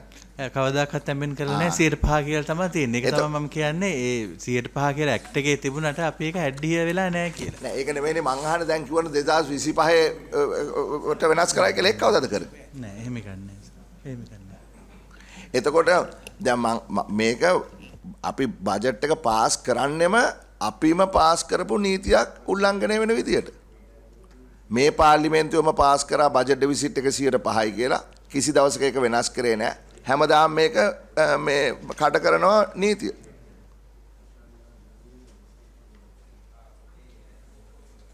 ඒ සම්බන්ධව ගරු සභාපතිතුමා දැන් මම හිතන්නේ අපි අර මේ DG ෆිස්කල් පොලිසි කිව්ව විදිහට අලුත් පබ්ලික් ෆයිනෑන්ස් ඇක්ට් එක යටතේ ඒක ඇඩ්‍රස් කරන්න තමයි උත්සාහ කරන්නේ. මොකද පහුගිය වසර කීපය තුලම අපිට බැරි වුණා අපි නීතිය හදන්නේ මෙතනනේ. මේකනේ තියෙන නීතිය. අඩුම ගානේ මේ බජට් එක කියනකොට මේකේ මුලින් දාන්න අපි නීතිය උල්ලංඝනය කරනවා කියලා. අපි පාර්ලිමේන්තුවෙන් සම්මත කරලා තියෙන නීතිය උල්ලංඝනය කළා තමයි අපි මේක ගේන්නේ. ඒක මම කියන දෙයක් නෙමෙයි, දේශපාලන කතාවක් නෙමෙයි. හැම හිටපු ආණ්ඩුවට මේක අදාළයි. දෙවෙනි කාරණේ කරු සභාපතිතුමා ඔබතුමා මතු කර කාරණය මේ රෙවෙනියු ඒ කියන්නේ අන්තිම ස්ලයිඩ් එක සම්බන්ධව ඒකේ පැති දෙකක් තියෙනවා. එකක් තමයි එස්ටිමේෂන් පැත්ත, අනිත් එක රෙවෙනියු ඇඩ්මිනිස්ට්‍රේෂන් පැත්ත. ඉතින් එස්ටිමේෂන් පැත්තෙන් මම හිතන්නේ අපි ගොඩාක් දුරට 90ක 95ක මට්ටමකට මේ එකඟතාවයකට අවිල්ලා තියෙනවා. හැබැයි රෙවෙනියු ඇඩ්මිනිස්ට්‍රේෂන් පැත්ත ස්ට්‍රෙන්තන් කරන්න නැතුව අපිට ඉස්සරහට යන්න ටිකක් අමාරුයි. ඉතින් ඒ හින්දා තමයි මේ අවස්ථාවේ අපි පුළුවන් තරම් උත්සාහ කරන්නේ රෙවෙනියු ඩිපාර්ට්මන්ට්ස් තුන ස්ට්‍රෙන්තන් කරලා පුළුවන් තරම් රෙවෙනියු ඇඩ්මිනිස්ට්‍රේෂන් පැත්ත වැඩි කරලා අර ටාගට්ස් වලට යන්න. අද ඒක කතා කරන්න හැකියාවක් නැහැ. නමුත් අපි ඉදිරියේදී කතා කරමු. ඔබතුමා මතු කරපු එහෙමනම් මගේ විරෝධතාවයක් නැහැ මේක මේ සම්මත කරන මුදල් අමාත්‍යාංශයේ ලේකම්තුමා ඒ වෙලාවම අපිට මේ ලියුමකින් දැන්නුවා. එතුමාට එන්න අපහසුතාවයක් තියෙනවා කියලා. ඉතින් අපි ඒක ඇප්‍රීෂিয়েට් කරනවා, අපි ඒක ටේබල් කරනවා. අපි මේ විසර්ජන පනත මේ කමිටුවෙන් සම්මත කළා අපි පාර්ලිමේන්තුවට අරින්න ගන්නවා. පාර්ලිමේන්තුවෙන් මේකට අපි පාර්ලිමේන්තුවට අරින්න. හැබැයි අපි නොයෙකුත් දත්ත ඔබතුමන්ලාගෙන් ඉල්ලුවා. එව්වා අපිට සෞන්ද වෙනකොට ලැබෙන්න සලස්සන්න. ඊට පස්සේ අපේ රිපෝට් එක හදන්න තවත් දත්ත අවශ්‍ය නම් අපේ රිසර්ච් ටීම් එකත් එක්ක කතා කරලා ඒ දත්ත ටික කරුණාකරලා ලබා දෙන්න. මොකද අපි කවදාවත් කමිටුවක් හැටියට බජට් එක ඉදිරිපත් කරපු දවසට පස්සෙන්ද අපේ රිපෝට් එක දෙන්න හැකියාවක් තිබුණේ නැහැ. අපි සති ගාණක් ගියා. නමුත් අපි මේ පාර උත්සාහ කරනවා අඟහරුවාදා උදේ වෙනකොට මේ රිපෝට් එක ඉදිරිපත් කරා. හරි. පොඩ්ඩක් එනවද මන්ත්‍රීතුමා? අර මේ හරි. So you all can go, finance minister people can go.